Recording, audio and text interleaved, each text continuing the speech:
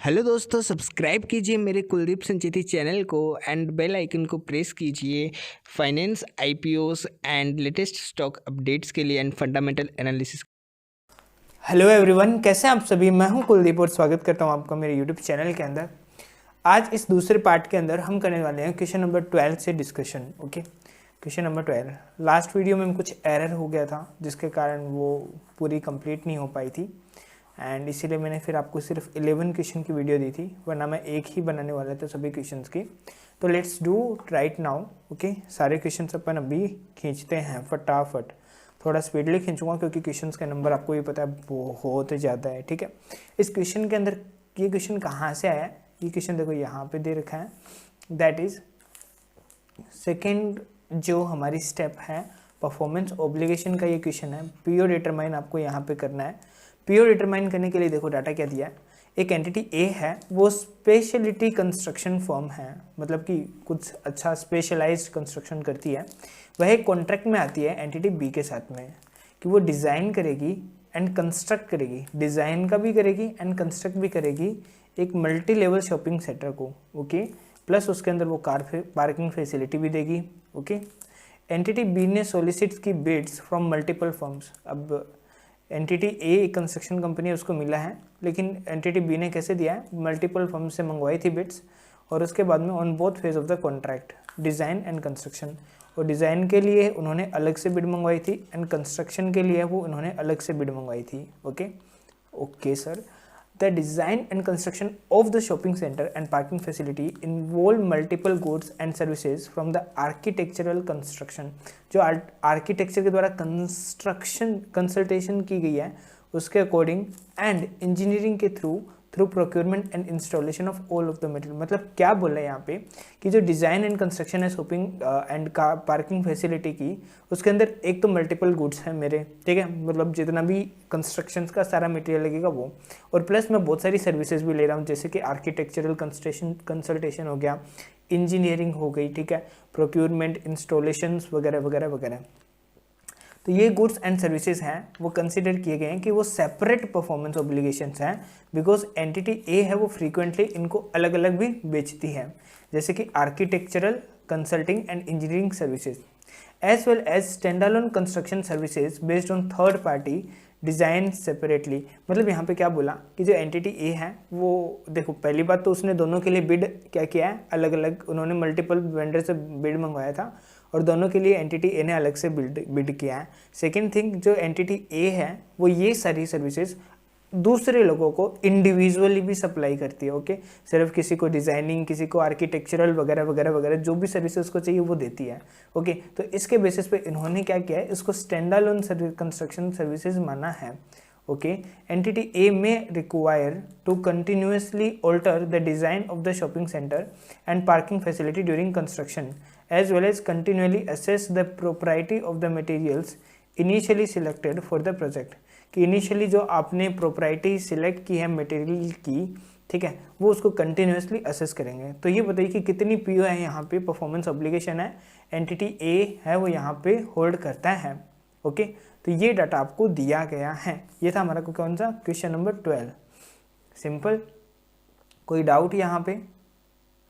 ठीक है, मतलब आपके अकॉर्डिंग क्या होना चाहिए अब सोचो, और नीचे कमेंट में भी लिखो साथ साथ में। ठीक है, यहाँ पे क्या हुआ, एंटिटी, इससे ना आपकी प्रैक्टिस होगी और मैं और कुछ नहीं कर रहा यहाँ पे, बस आपकी प्रैक्टिस करवा रहा हूँ। ओके, अब यहाँ पे इसने क्या बोला कि एंटिटी, ये तो ये वाला जो पैराग्राफ है ना, ये पूरा ही अपने आप में एक इंपॉर्टेंट पैरा यहाँ पे आ जाता है, क्योंकि ये पूरी क्वेश्चन की लैंग्वेज को चेंज कर देता है। ओके, अभी तक जो ऊपर लैंग्वेज दी गई थी उसके अकॉर्डिंग मैं सेपरेट पीओ मानता, लेकिन यहाँ पे इसने बोला कि मेरी एक चीज़ में चेंज के कारण मेरे को दूसरी चीज़ भी चेंज करनी पड़ेगी, तो दोनों आपस में इंटरकनेक्टेड एंड इंटरडिपेंडेंट हो गई।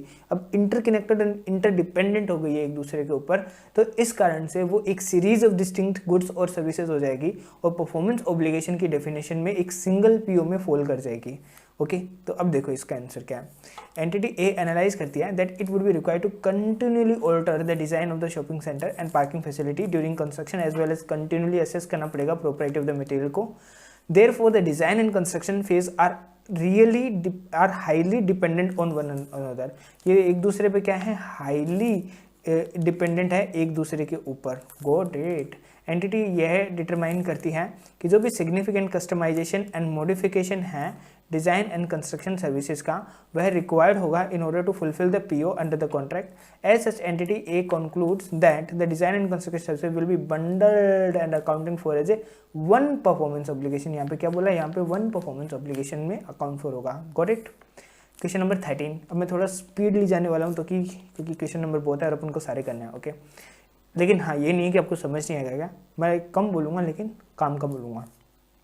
एक एंटिटी है, ठीक है। अगेन क्वेश्चन क्या है पहले तो ये देख लिया करो, आधी टेंशन वैसे ही खत्म हो जाएगी। कौन सी है, सेकंड स्टेप के ऊपर मेरा ये क्वेश्चन है, पीओ के ऊपर। ओके, एक एंटिटी एक सॉफ्टवेयर डेवलपर है, ओके, वो एक कॉन्ट्रैक्ट में एंटर करती है, एक कस्टमर के साथ ही करेगी टू ट्रांसफर ए सॉफ्टवेयर। वो सॉफ्टवेयर ट्रांसफर करती है, सॉफ्टवेयर नहीं सॉफ्टवेयर लाइसेंस को ट्रांसफर करती है, एंड वह एक इंस्टॉलेशन सर्विसेज भी परफॉर्म करती है, and unspecified software updates and technical support वो देती है फॉर ए 2 ईयर पीरियड। तो यहाँ पे देखो पहले सर्विसेज कौन कौन सी होगी, पहला तो सॉफ्टवेयर खुद हो गया, ओके, सॉफ्टवेयर लाइसेंस खुद हो गया।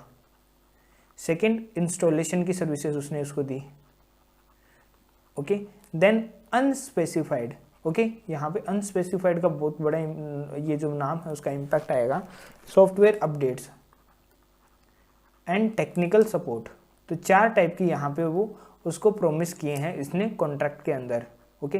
तो बताओ इन चारों में से कौन सी परफॉर्मेंस ऑब्लिगेशंस है वो कंस्टिट्यूट होगी। जो इंस्टॉल, अब देखो एंटिटी सेल करती है लाइसेंस, इंस्टॉलेशन एंड टेक्निकल, ये सेपरेटली, तो ये सेपरेटली होता है। एक सेकेंड देखो, ये वाला सेपरेटली है तो ये सेपरेट हो जाएगा, ये भी सेपरेट है और ये भी सेपरेट है। लेकिन जो अनस्पेसिफाइड अपडेट्स है वो सेपरेटली वो सप्लाई नहीं करता है। जो भी इंस्टॉलेशन है वो इंक्लूड करता है changing the web screen for each type of user, तो हर एक यूज़र के लिए वो वेब स्क्रीन को चेंज करना। जो भी इंस्टॉलेशन सर्विसेज है वो रूटीनली परफॉर्म की जाती है बाई अदर एंटिटीज़ के द्वारा, एंड इसीलिए does not significantly modify the software, और इसीलिए वो सिग्निफिकेंट मॉडिफिकेशन नहीं करते हैं सॉफ्टवेयर के अंदर। मतलब जनरली ही थोड़ा बहुत मॉडिफिकेशन होता है, कस्टमाइज हो जाता है यूज़र के अकॉर्डिंग, इसको जैसा इंटरफेस चाहिए वैसे का वैसा चाहिए आ जाता है, ओके। ये सॉफ्टवेयर है वो रिमेन फंक्शनल रहता है without the updates and the technical support, और वो इनके बिना भी वो फंक्शनल है। मतलब यहाँ पे ये सारी बातें क्यों बोली लास्ट वाली में, क्योंकि अगर वो एक चीज़ मानो या तो सिग्निफिकेंट मॉडिफिकेशन करना होता है सॉफ्टवेयर में तो वो एक दूसरे पे डिपेंडेंट हो जाते हैं ना, यहाँ पे उसने इसीलिए क्लियर कर दिया। सेकंड थिंग इसने बोला कि बिना अपडेट के भी वो आराम से चल सकता है। इसका मतलब है कि अपडेट करना भी उसको ज़रूरी नहीं है, इंटरडिपेंडेंट अगेन नहीं है, इंटरकनेक्टेड नहीं है एक दूसरे से। तो ये चीज़ उसने हाईलाइट किया, मतलब कि वो एक दूसरे से अलग है, वो डिस्टिंक्ट की डेफिनेशन को क्वालिफाई करते हैं यहाँ पे, ओके। और जब वो क्वालिफाई करते हैं तो ये तीनों सेपरेट पीओ मानी जाएगी। लेकिन अनस्पेसिफाइड अपडेट का क्या करें, ओके, मतलब कि स्पेसिफाइड नहीं कि है हम अपडेट देंगे, जो भी हम अपडेट करेंगे वो आपके पास पहुंच जाएगी, वो वाली बात है, ओके। अब देखो इसका आंसर देखते हैं। इन्होंने चारों को है वो अलग अलग पीओ माना है, ओके। सी यहाँ पे बोला कि सर्विसेज है वो डिस्टिंक्ट है। The entity observe that the software, the entity assess करेगी गुड्स एंड सर्विसेज प्रोमिस्ड को to the customer to determine which goods and services are distinct, कि आखिर भाई कौन सा डिस्टिंक्ट है। एंटिटी ऑब्जर्व करती है कि जो सॉफ्टवेयर है वो डिलीवर किया जाएगा बिफोर द अदर गुड्स से पहले उसे आप डिलीवर करोगे, and services and remain functional without the updates and technical supports. Thus, the entity concludes that the customer can benefit from each of the goods and services either on of their own or together with the other readily available resources. मतलब ये distinct वाली definition थी, अपन ने इतने questions के अंदर भी करी थी। इसीलिए एंटिटी ये कंसीडर करेगी फैक्टर ऑफ इंडेक्स 115 को एंड डिटरमाइन करेगी that the promise to transfer each goods and services to customer is separately identifiable from each of the other promises. In particularly, the entity observed that the installation services does not significantly modify or customize the software itself. As such, the software and installation services are separately output promised by the entity instead of inputs used to produce a combined input. मतलब ये यहाँ पे क्या बोला कि इसको है ना सेपरेटली सभी सर्विसेज को यूज़ करते हैं, ठीक है, ताकि वो एक अपना आउटपुट है वो कर सके। लेकिन ये नहीं है कि सभी को एक एज ए कंबाइन दे रही है ताकि एक सिंगल आउटपुट रेज कर सके। On the basis of the assessment entity ने आइडेंटिफाई किया 4 पीओ को, एंड वो पीओ कौन कौन से हैं, software, installation, update and technical support. आगे वाले में सेम आएगा लेकिन वहाँ पे स्पेसिफाइड अपडेट्स वगैरह आ जाएंगी, तो फिर अपडेट्स है वो सॉफ्टवेयर का पार्ट बन जाएगा और ये सेपरेट ही रहेगा। देखो नीचे, okay. The promised goods and services are same in the above question 12 except the contract specify that as part of the installation services the software is to be substantially customized to add significant new functionality। अब यहाँ पे क्या बोल दिया कि software को significantly customize करना पड़ेगा, किसको, नई फंक्शनलिटी को ऐड करने के लिए जो मैंने सॉफ्टवेयर दिया है उस सॉफ्टवेयर को अब आपको क्या करना पड़ेगा, सिग्निफिकेंटली कस्टमाइज करना पड़ेगा। इसीलिए to enable the software to interface with other customise software application use by the customer, ये कस्टमाइज इंस्टॉलेशन सर्विसेज है वो प्रोवाइड की जाएगी अदर एंटिटीज़ के द्वारा। ओके, कैन भी मतलब वो अदर एंटिटीज़ भी प्रोवाइड कर सकती है, लेकिन नॉर्मली हमें क्या करना पड़ेगा, अब उसे इंटीग्रेट करके देना पड़ेगा। तो इस केस के अंदर है क्योंकि विदाउट उसके है ना वो यूज़ नहीं कर सकता है। ओके, अगर अब ये दोनों के बिना आपस में यूज़ नहीं हो सकते तो ये दोनों एक सिंगल पीओ बन जाएंगी। ओके, तो यहाँ पे 3 हो जाएगा। देखो, customise installation services, software updates and technical support, यह इंक्लूड करती है सॉफ्टवेयर लाइसेंस को। ओके, तो ये एक सर्विसेज हो गई है। वही डेफिनेशन है, एक बार फिर भी हाईलाइट कर देता हूँ कीवर्ड। यहाँ पे जो एंटिटी है वो असेस करेगी गुड्स एंड सर्विसेज जो भी प्रोमिस किए हैं टू डिटरमाइन कि कौन सा गुड्स एंड सर्विसेज है वो क्या है, डिस्टिंक्ट है। जो एंटिटी ऑब्जर्व करती है that the term of the contract results in a promise to provide a significant service of integration the license into existing software system by performing a customized installation services as specified in the contract। तो okay, तो यहाँ पे क्या करनी पड़ेगी, उनको significant services है वो प्रोवाइड करनी पड़ेगी इंटीग्रेशन के लिए। Okay, in other words the entity is using the licence and the customised installation services as inputs to produce outputs, combine output को प्रोड्यूस करने के लिए वो दोनों इनपुट है स्पेसिफाइड इन द कॉन्ट्रैक्ट। तो in addition the software is significantly modified and customized by the services although the customized installation services can be provided, although it can be provided, okay, by the other entities, but the entity determines that within the context of the contract the promise of transfer of the license is not separately identifiable। तो वो separately identifiable नहीं है, इसीलिए जो criteria है यह met नहीं होती है और software licence and customise installation services है वह डिस्टिंक्ट नहीं है। ओके, क्योंकि हम उसे सेपरेटली आइडेंटिफाई नहीं कर सकते कॉन्ट्रैक्ट के अंदर, वो उसी के अंदर मर्ज्ड है। Okay, this is because the software customer can benefit from the updates and technical supports on their own, और फिर बाकी दो की बात करी है तो इसीलिए वो दोनों सेपरेट पीओ बन जाएगा। ओके, नेक्स्ट क्वेश्चन में चलते हैं, that is the question number 15। ये केबल कंपनी के ऊपर क्वेश्चन है कि भाई कितनी परफॉर्मेंस ऑब्लिगेशन आपको डिटरमाइन करनी है। तो ये केबल कंपनी है वो प्रोवाइड करती है television services for a fixed rate fees of ₹800 per month, 800 रुपये पर मंथ किया वो क्या करती है, सर्विसेज प्रोवाइड करती है for a period of 3 years. जो भी केबल सर्विसेज है वो सेटिस्फाई की जाएगी over time because customer consume करता है एंड रिसीव करता है benefits from services as it provided. तो जैसे उसको प्रोवाइड किया जाता है तो वो कस्टमर उसको कंज्यूम करता है एंड बेनिफिट्स को रिसीव करता है। कस्टमर जनरली बेनिफिट्स करता है each day they have access to cable services. तो जैसे जैसे उनके पास में केबल सर्विसेज का एक्सेस होता है वो उसका बेनिफिट कंज्यूम करते जाते हैं। 800 रुपये पर मंथ है और 3 सालों के लिए, ठीक है, 3 सालों के लिए हैं वो उनके 800 रुपये पर मंथ के चार्ज लगेंगे। केबल सर्विसेज है वो ओवर द पीरियड वो होंगे। तो बताओ भाई क्या पीओ होगा, तो हमें 800 महीने हर मंथ रिकॉग्नाइज करना पड़ेगा, वो एक परफॉर्मेंस ऑब्लिगेशन है। अगला फिर वो चाहे तो करे, नहीं करे नहीं करे, अगले की मर्जी है। वो चाहे तो सब्सक्राइब करेगा तो फिर हम उसकी केबल चालू कर देंगे, टीवी देख सकता है वो। अगर वो पेमेंट नहीं करता है तो हम नहीं करेंगे। तो हमारा एक पीरियड का जो है वो ये क्या होगा, सेटिस्फेक्शन का होगा कि एक पीरियड के अंदर हम परफॉर्मेंस ऑब्लिगेशन को सेटिस्फाई करेंगे और पेमेंट हमें इनिशियली ही मिल जाएगा। तो केबल कंपनी डिटरमाइन करती है कि तो यहाँ पे कितनी सर्विसेज होगी, एक ही सर्विसेज इजिकल डे और मंथ के अंदर होगी। Is a distinct performance obligation because यहाँ पे बस एक चीज़ ये ध्यान रखना कि ये नहीं कि मल्टीपल प्रोडक्ट हो तभी वो सेपरेट पीओ बनेगी, नहीं। अगर आपका डे या मंथ सेपरेटली होता जाता है, ओवर द पीरियड होता जाता है, तो वो पर्टिकुलर पीरियड की सर्विसेज सेम हो लेकिन पीरियड के कारण उसमें डिफरेंस आते जाएंगे और इसीलिए वो अलग अलग सेपरेट परफॉर्मेंस ऑब्लिगेशन बन जाएगी। क्वेश्चन नंबर 16 क्या है, डाटा कनेक्शन टेलीकॉम कंपनी के बारे में है जो कि 1 टाइम रजिस्ट्रेशन फीस पे करती है। तो क्या बताओ यहाँ पे परफॉर्मेंस ऑब्लिगेशन है वो डिस्टिंक्ट है या नहीं है। मतलब कि क्या था, आपने एक डाटा कनेक्शन या मोडेम है वो बाई किया है किसी टेलीकॉम एंटिटी से और आपने 1 टाइम रजिस्ट्रेशन फीस पे किया। मान लो एग्जाम्पल के लिए ये आपका मोडेम है और ये मोडेम आपने बाई किया है। अब बाई किया है तो आपको पैसा पे करना पड़ेगा, एग्जाम्पल के लिए एयरटेल का है। ओके, तो इसने 1 टाइम रजिस्ट्रेशन फीस है वो पे कर दी है एंड एक्टिवेशन की फीस पे कर दिया।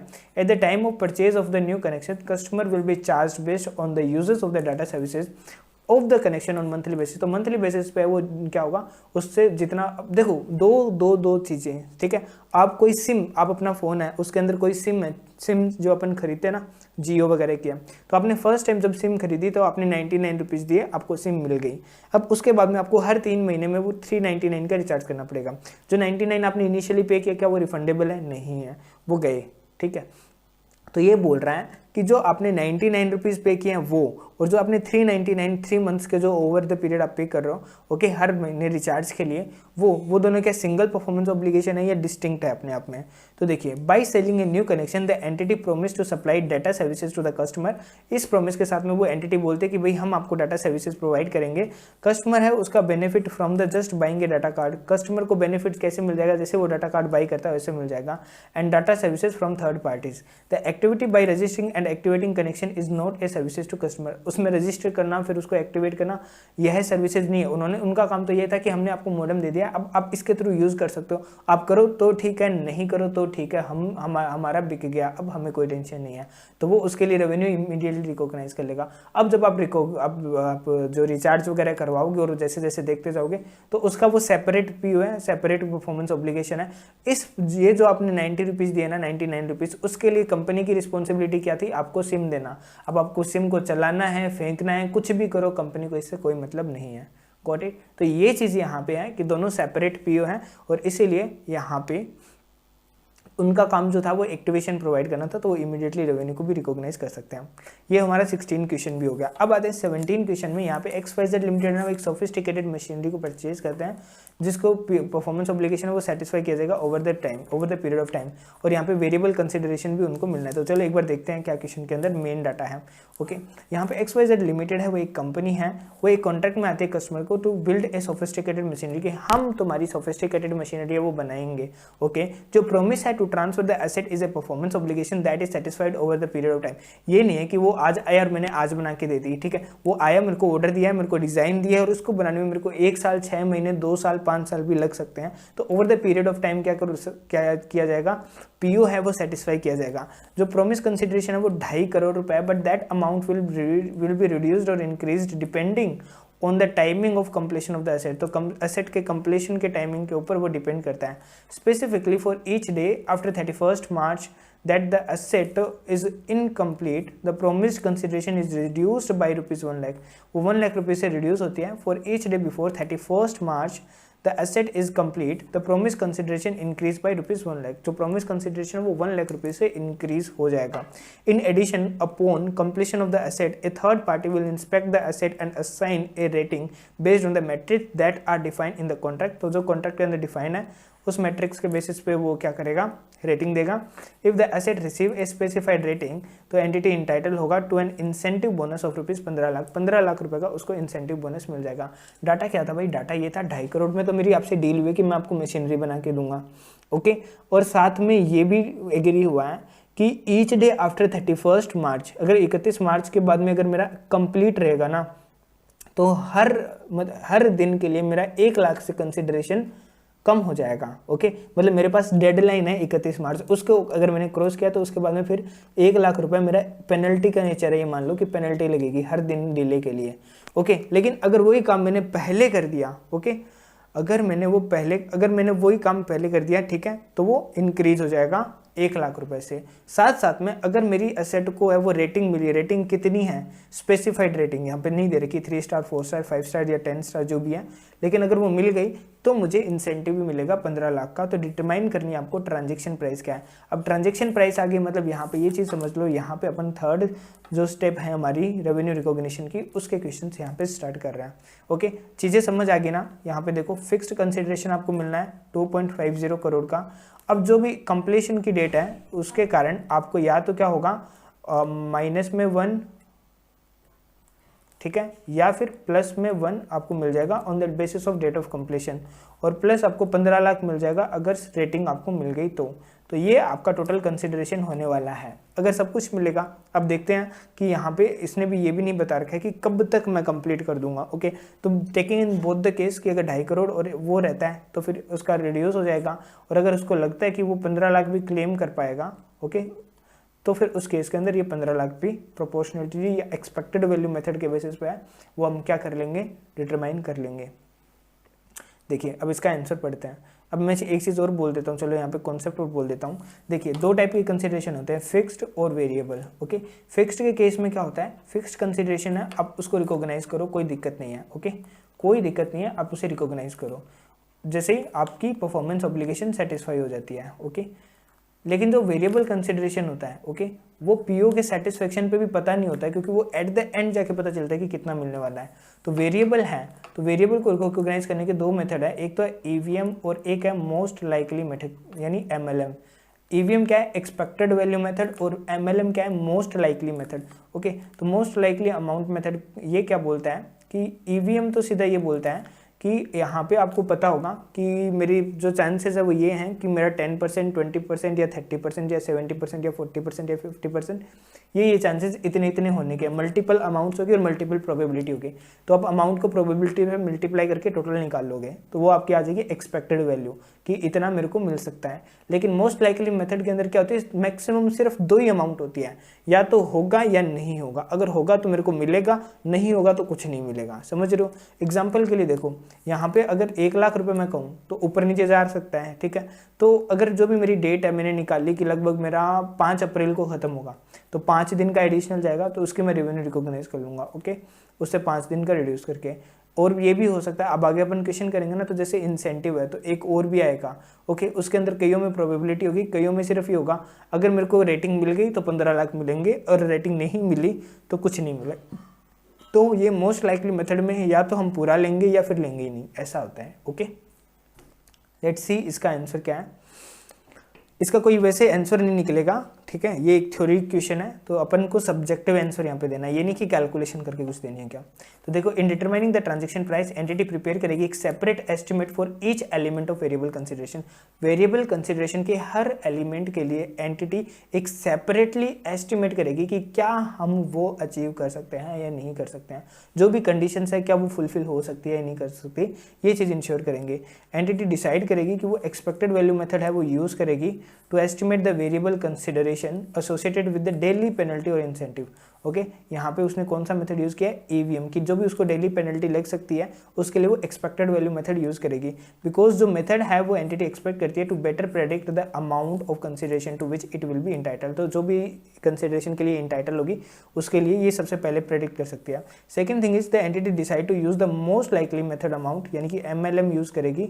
एमएलएम किसके लिए करेगी, वेरिएबल कंसिडरेशन के लिए करेगी विद द इंसेंटिव बोनस। यह है because there are only 2 possible outcome, यहाँ पे सिर्फ 2 ही पॉसिबल आउटकम है, ये रेटिंग अचीव हो गई, ओके, यस, या फिर रेटिंग अचीव नहीं हुई। अगर हो गई तो 15 लाख मिल जाएंगे, अगर नहीं हुई तो 0। ओके, तो यहाँ पे वो मोस्ट लाइकली मेथड है वो अमाउंट के थ्रू निकाल लेगी। Okay, done.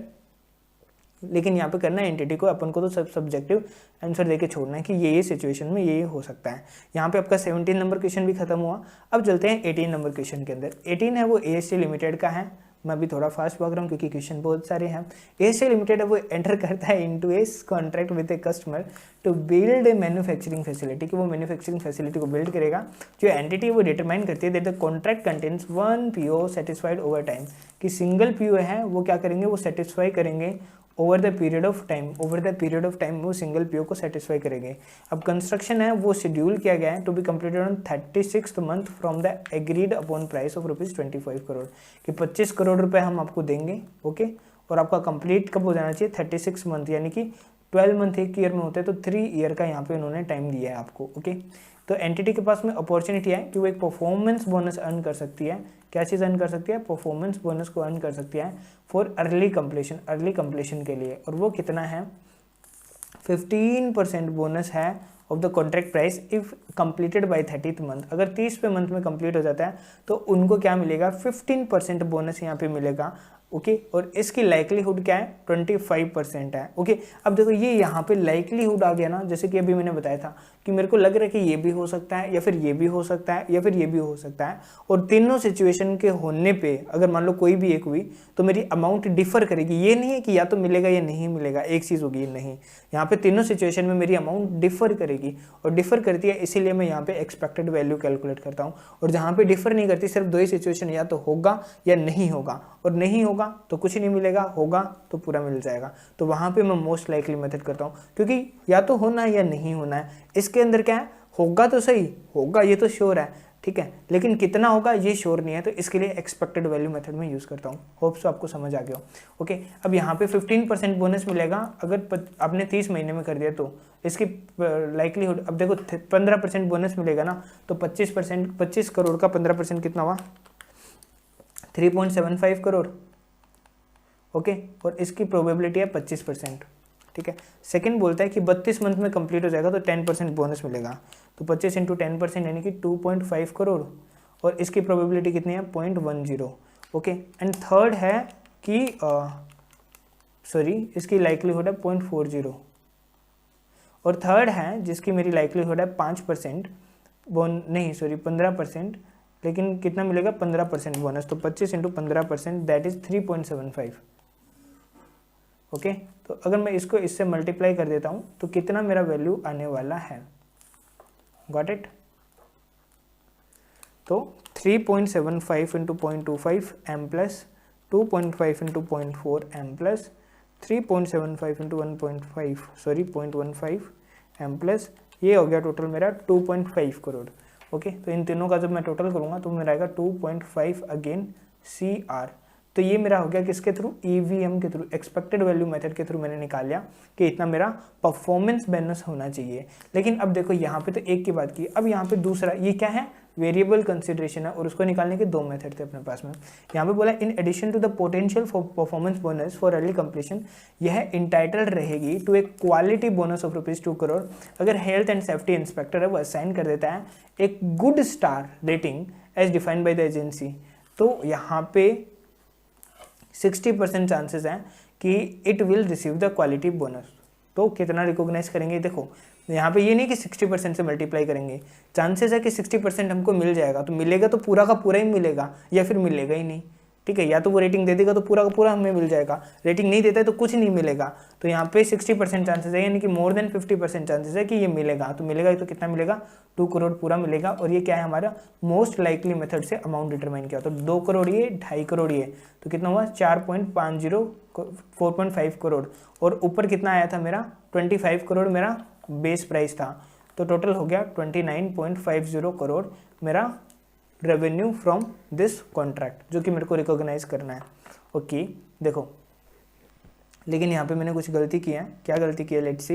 यहाँ पे देखो 3.75 है, नहीं वो कैलकुलेशन में शायद इससे कैलकुलेटर से हुई होगी, 3.75 है, राइट। यहाँ पे भी मेरा यही है 3.75, यू कैन सी। ओके, फिर 2.5, फिर 3.75। ओके, नीचे चलो, 3.75, 2.5, ये 1.25 था और मैंने 3.75 ले लिया वापस से। 3.75 ये मेरा यहाँ पे गलती से लिखा गया है, यहाँ पे 1.25 होगा। कैसे होगा, देखो सीधा 25 करोड़ इंटू 5% लेना था, तो 1.25 था, वो गलती से वहाँ पे ज़्यादा ले लिया। तो मल्टीप्लाई 0.15 कर दो, ये हो गया m plus and 2.5 into 0.4 m plus and 3.75 into 0.25 m plus, तो ये हो गया 0.9375। कितना, 0.9375 है, वो मेरा यहाँ पे आ गया है करोड़। ओके, और 2 करोड़ हमारे वो हो गए मोस्ट लाइकली मेथड के अकॉर्डिंग। तो 2 करोड़ प्लस 0.9375, तो ये कितना हो गया 2.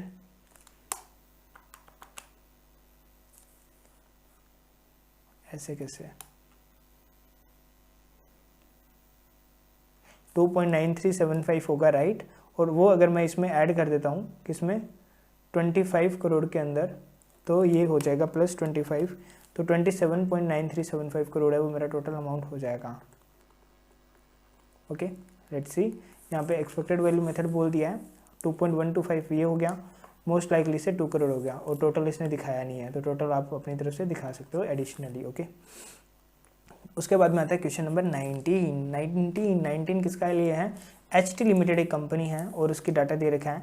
तो आपसे पूछा है कि डिटरमाइन कीजिए amount of revenue to be recognised by HT limited for the quarter ended 30 June को जो क्वार्टर एंड हो रहा है उसके लिए वो कितनी रेवेन्यू रिकॉग्नाइज करेंगे, ये बताना है आपको। ओके, तो देखते हैं, इसके अंदर कीवर्ड्स को हाईलाइट कर रहा हूँ मैं साथ साथ में फटाफट से। यहाँ पे HT लिमिटेड है ना, वो एक कंपनी है, वो एक कॉन्ट्रैक्ट में आती है कस्टमर के साथ में। कब आती है, 1 अप्रैल 2001 को प्रोडक्ट एक्स को सेल करने के लिए 1000 रुपये पर प्रोडक्ट के ऊपर। ओके, जो कस्टमर है वो परचेज करता है more than 100 unit of product A in a financial year. The contract specify करता है that the price per unit is retrospectively reduced. ये देखो, ये वाली लाइन बहुत इंपॉर्टेंट है, रेट्रोस्पेक्टिवली रिड्यूस हो जाएगा। ठीक है, कितने रुपए पे, 900 रुपये पर यूनिट के ऊपर। ओके, तो consequently the consideration in the contract is variable, तो इसीलिए जो कंसिडरेशन है वो वेरिएबल हो जाता है। ओके, ये तो अभी तक सिर्फ कॉन्ट्रैक्ट की बातें बताई है, एक्चुअल में क्या वो नहीं बताया, कॉन्ट्रैक्ट की बातें बताई है। ओके, अब देखो फर्स्ट क्वार्टर में यहाँ पे कॉन्ट्रैक्ट का डाटा दे रखा है। फर्स्ट क्वार्टर में एंटिटी ने 10 यूनिट बेची प्रोडक्ट ए की कस्टमर को। ओके, एंटिटी ने एस्टिमेट किया कि जो कस्टमर्स की परचेज हैं विल नॉट एक्सीड, वो एक्सीड नहीं करेगी 100 यूनिट, और इसीलिए उन्होंने पूरे 1000 रुपये पर यूनिट के ऊपर रिकॉग्नाइज कर ली रेवेन्यू। ओके, लेकिन जब ये कब थी, 30 जून 2001 को। Further in May 2001 the customer acquires another company and in the second quarter ended 30th September 2001 entity ने एडिशनल 50 यूनिट है वो सेल की प्रोडक्ट ए को। ओके, तो मतलब ये क्या था, क्वार्टर 1 में तो आपने सिर्फ 10 यूनिट सेल की, लेकिन जब क्वार्टर 2 की बात आई तब आपने 50 यूनिट सेल कर दी। तो जब यहाँ पे मैनेजमेंट खड़ा था तो उनको नहीं लगा था कि अब और ज़्यादा इसकी 100 है वो पूरे साल में क्रॉस होगी क्या, लेकिन जैसे ही अब सेकंड क्वार्टर में उसने 50 उठा ली तो 60 तो इस परसेंट इसके 2 क्वार्टर में अचीव हो गए। तो बाकी बचे 2 क्वार्टर में अगर वो एवरेज भी चलेगा तो भी आराम से हो जाएगा। तो अब प्राइस को क्या करना पड़ेगा, रेट्रोस्पेक्टिवली रिड्यूस करना पड़ेगा। और कितनी रेवेन्यू इन्होंने एक्सेस रिकॉग्नाइज कर रखी है। Okay, customer in the light of the new fact the entity estimate that the customer purchase will exceed the 100 unit, और इसीलिए उनको रेट्रोस्पेक्टिवली रिड्यूस करने पड़ेंगे प्राइस को 900 रुपये से। तो यहाँ पे 10 यूनिट इंटू 900 से इन्होंने 1000 से बुक कर रखी थी, तो 100 रुपये के हिसाब से कितना हो गया, 1000 रुपये की एक्सेस रेवेन्यू बुक थी क्वार्टर 1 में। ओके, और क्वार्टर 2 का तो उन्होंने 900 रुपये से ही बिलिंग किया होगा, तो कोई दिक्कत नहीं है।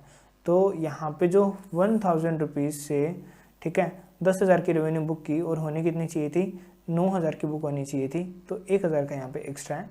ओके, और अभी करंट में वो कितनी रेवेन्यू रिकॉग्नाइज करेंगे, 900 इंटू 50, तो ये कितनी होगी, 45,000। अब देखो मैंने आपको बताया था जब भी कॉन्ट्रैक्ट में मॉडिफिकेशन होता है तो 3 तरीके से वो उसको एडजस्ट किया जाता है। क्या क्या, एक तो सेपरेट होता है, एक एग्जिस्टिंग में होता है, और एक टर्मिनेट हो जाता है और न्यू कॉन्ट्रैक्ट बन जाता है।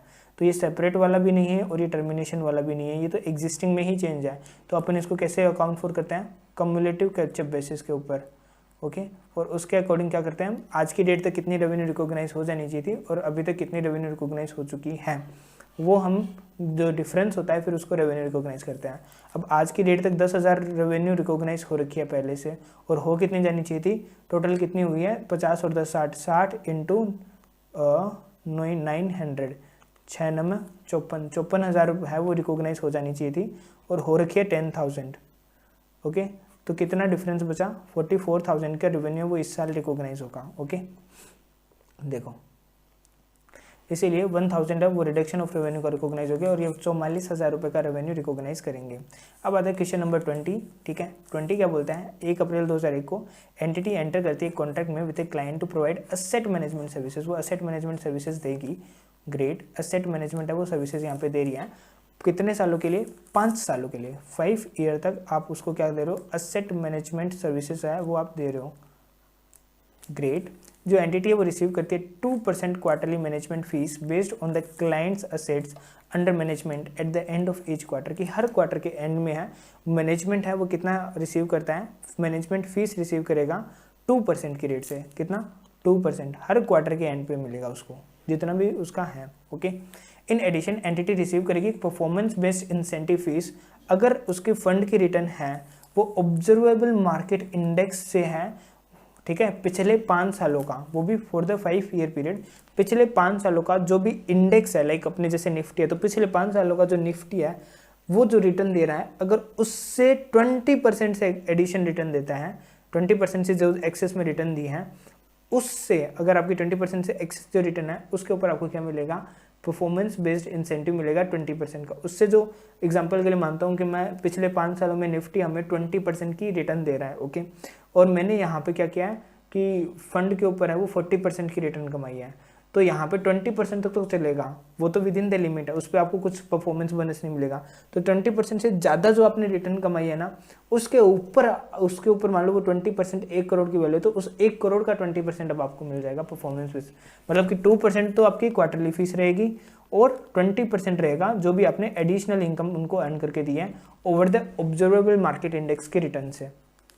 इसीलिए आपको रेवेन्यू को रिकॉग्नाइज करना है 31 मार्च 2002 को, ओके। यहाँ पे देखो इसका आंसर क्या होगा, पहले मैं बता ही देता हूँ। देखो सिंपल, 100 करोड़ की वो करता था, ओके, तो यहाँ पे वैसे दे नहीं रखा है कुछ डाटा, तो ये सिंपल सा थ्योरी का और सब्जेक्टिव आंसर है, यहाँ पे प्रैक्टिकली कुछ कैलकुलेशन नहीं करना है, मैं बस दिखा रहा हूँ कि 100 करोड़ का 2 करोड़ उसको मिल जाएगा 2%, और जो भी मान लो उसका रिटर्न अगर इंक्रीज रहती है, जो कि इन्होंने यहाँ पे बताई नहीं है, तो उसको फिर 20% और मिल जाएगा। यही सब्जेक्टिव हमें आंसर लिखना है, ओके। अब देखो, entity account for the service as a single PO, वो उसके लिए सिंगल परफॉर्मेंस ऑब्लिगेशन है, बिकॉज यह प्रोवाइड करती है एक series of distinct services that are substantially the same and have the same pattern of transfer to the customer. ये मैं बार बार लाइन इसीलिए रिपीट करता हूँ ताकि आपको अच्छे से दिमाग में बैठ जाए, बिकॉज ये कीवर्ड्स हैं, ये है ना, एग्जामिनर देखना चाहता है कि आपके आंसर में ये झलके। It is a distinct goods और services, a series of distinct goods और services that have the same pattern of transfer to the customer, okay. तो ये सारी चीज़ें आपकी होनी चाहिए आंसर में। एंटिटी ऑब्जर्व करती है कि जो भी प्रोमिस कंसिडरेशन है वो डिपेंडेंट होगा on the market and thus is highly susceptible to factor outside the entity's influence, और इसीलिए एंटिटी के इन्फ्लुएंस से बाहर है। In addition the incentive fee has a large number and a broad range of possible consideration amount. जो incentive fee है उसके large number में है, एंड अगेन यहाँ पे पॉसिबल कंसिडरेशन है उसकी एक ब्रॉड रेंज है, ठीक है। या तो ये भी हो सकता है, वो भी हो सकता है, क्योंकि हमें नहीं पता ना कि उसके पोर्टफोलियो की वैल्यू कितनी रहने वाली है, रिटर्न कितनी रहने वाली है। अगर मैं कॉन्ट्रैक्ट के स्टार्टिंग की बात करूँ तो आपको पता है कि आप कितने रिटर्न देने वाले हो, नहीं पता होगा अगर आप एसेट को मैनेज करते हो। वो तो ओवर द पीरियड जब आपने सेटिस्फाई कर दिया तब आपको जाके पता चलेगा हाँ मैंने इतनी उसको रेवेन्यू दी है और इसके अकॉर्डिंग मेरी इतनी रेवेन्यू है, वो इसके अंदर पार्ट मेरा बनता है, okay. The experience of the little predictive value in determining the future performance of the market. Therefore, at the contract inception, the entity cannot conclude that it is highly probable that a significant reversal in the cumulative amount of revenue recognized will not occur if the entity included its estimate of management fees or the incentive fees in the transaction price. मतलब कि ये क्या बोला, ये वाला क्या इसने भाषण लिखा है, इसने भाई सिंपल सी ये बात बोली है कि यहाँ पे ना इनिशियली वो मैनेजमेंट ये डिटरमाइन नहीं कर सकता है, वो है ना, देखो मैनेजमेंट कब रिवेन्यू बुक करेगा, अगर उसको ये लगता है ना कि भाई पहली चीज़ कि या तो कॉन्ट्रैक्ट एकदम सही है, सब चल रहा है, उसको पेमेंट मिल गया, उसने पीओ सेटिस्फाई कर दिया तो रेवेन्यू रिकॉग्नाइज कर लेगा। सेकंड केस, अगर वो ये कंडीशन सेटिस्फाई नहीं करता है तो उस केस के अंदर कॉन्ट्रैक्ट या तो टर्मिनेट हो गया है और उसको ये पता है कि सिग्निफिकेंट रिवर्सल है वो नहीं होकर होगा, तो उस केस में भी वो रेवेन्यू रिकॉग्नाइज कर सकता है। अब इस गिवन केस के अंदर क्या उसको पहली बात तो उसको अमाउंट ही नहीं पता, और ठीक है जो भी पता है उसके केस में क्या वो इतना श्योर है कि अगर उसने ये अमाउंट रिकॉग्नाइज कर ली तो फ्यूचर के अंदर सिग्निफिकेंट रिवर्सल नहीं होगा। अगर ये श्योर है तो भी वो रेवेन्यू रिकॉग्नाइज कर सकता है, ओके। तो इसने यही बात बोली है कि यहाँ पे लिटिल प्रेडिक्टिव वैल्यू है, क्योंकि हमें नहीं पता कि पोर्टफोलियो की वैल्यू 3 महीने बाद में क्या रहने वाली है, और इसके कारण अगर हम आज ही रेवेन्यू रिकॉग्नाइज कर लें तो नो आइडिया, भाई कुछ भी नहीं पता कि भाई उस टाइम पे अगर लॉस चला गया तो जीरो वैल्यू आ जाएगी, तो फिर हमको रेवेन्यू रिकॉग्नाइज जो किया उसको रिवर्स करना पड़ेगा। तो कहते हैं ऐसे काम करने ही नहीं है, आपको हमेशा ट्राई करना है कि आप रिवर्सल ना करो, रिवर्सल तो सिर्फ एक्सेप्शनल सर्कमस्टांसेस में आपको करना है, ओके। मतलब रेवेन्यू को रिकॉग्नाइज ही मत करो तो रिवर्सल की बात ही नहीं आएगी, रिकॉग्नाइज ही तब करो जब एकदम में श्योर हो गया कि या तो आपको मिलने ही वाला है, okay. At each reporting date, the entity updates its estimates of the transaction price. Consequently, at the end of the each quarter, entity conclude करती है कि जो ट्रांजेक्शन प्राइस है वो actual amount of the quarterly management fees है, because uncertainty is resolve, क्योंकि यहाँ पे आपको अनसर्टेनिटी रिजॉल्व है, आपको पता है कि पोर्टफोलियो की वैल्यू क्या रहेगी है, ठीक है, क्वार्टर के एंड पे है वो पोर्टफोलियो की वैल्यू क्या है, लेकिन वो इंडेक्स के ऊपर कितना ऑब्जर्वेबल मार्केट इंडेक्स के ऊपर 20% कितना दे रहा है उसका कुछ आइडिया नहीं होता है। This is because there has not been a change in the assessment from the contract inception. Contract के इंसेप्शन से कोई भी चेंज नहीं होता है। The variability of the fee based on the market index indicates that the entity can not conclude that it is highly probable that a significant reversal in cumulative amount of revenue recognised would not occur even if the entity included its estimate of the incentive fees in the transaction price। even if the entity है वो include कर लेती है अपने estimates को transaction price में भी, फिर भी वो ये नहीं कह सकती कि significant reversal होकर नहीं होगा अगर वो रेवेन्यू आज की डेट में रिकॉग्नाइज कर लेती है, क्योंकि मे बी रेवेन्यू है, क्योंकि ये हो सकता है कि वो प्रॉफिट को अचीव ही नहीं करे और उस केस के अंदर या फिर इंडेक्स भी बहुत ऊपर चला जाए ताकि, और उसके कारण इसका जो प्रॉफिट है वो भी कुछ काम का नहीं रहे। इसीलिए at the end of each quarter entity allocate करेगी क्वार्टरली मैनेजमेंट फीस को एज ए डिस्टिंक्ट सर्विसेज के तौर पे। This is because fee relate specifically to the entity's efforts, वो एंटिटी की एफर्ट्स से बिलोंग करती हैं and which are distinct from the services provided in the other quarter. Consequently entity 2 crore की revenue recognise कर लेगी 31 मार्च 2002 को। Okay, what about the incentive fees? जब उसका पक्का हो जाएगा तो फिर वो उसको भी रिकॉग्नाइज कर लेगी। और ये जो फीस है वो हर क्वार्टर रिकॉग्नाइज करेगी बिकॉज हर क्वार्टर की अलग है। मैंने आपको पहले भी क्वेश्चन कराया था, डिस्टिंक्ट मतलब ये नहीं है सेम, अगर गुड और सर्विसेज भी है फिर भी हम उसे ओवर द पीरियड है वो डिस्टिंक्ट कर सकते हैं, अलग अलग सेम चीज़ है। यही कैलकुलेटर है, यही लाइब्रेरी की सर्विसेज है। आपको एक मंथ के लिए अलग रहेगा, सेकेंड मंथ के लिए उसका चार्ज और अलग रहेगा, तो वो दोनों सेपरेट पीओ हो जाएगी। ओके, ये था हमारा क्वेश्चन नंबर 20। यहाँ पे ये भी कंप्लीट हुआ। क्वेश्चन नंबर 21 आता है, एक एंटिटी है वो एंटर करेगी 1000 contract with the customer. Each contract includes the sale of one product for ₹50। 50 रुपये के लिए वो हर एक प्रोडक्ट को सेल करेगी।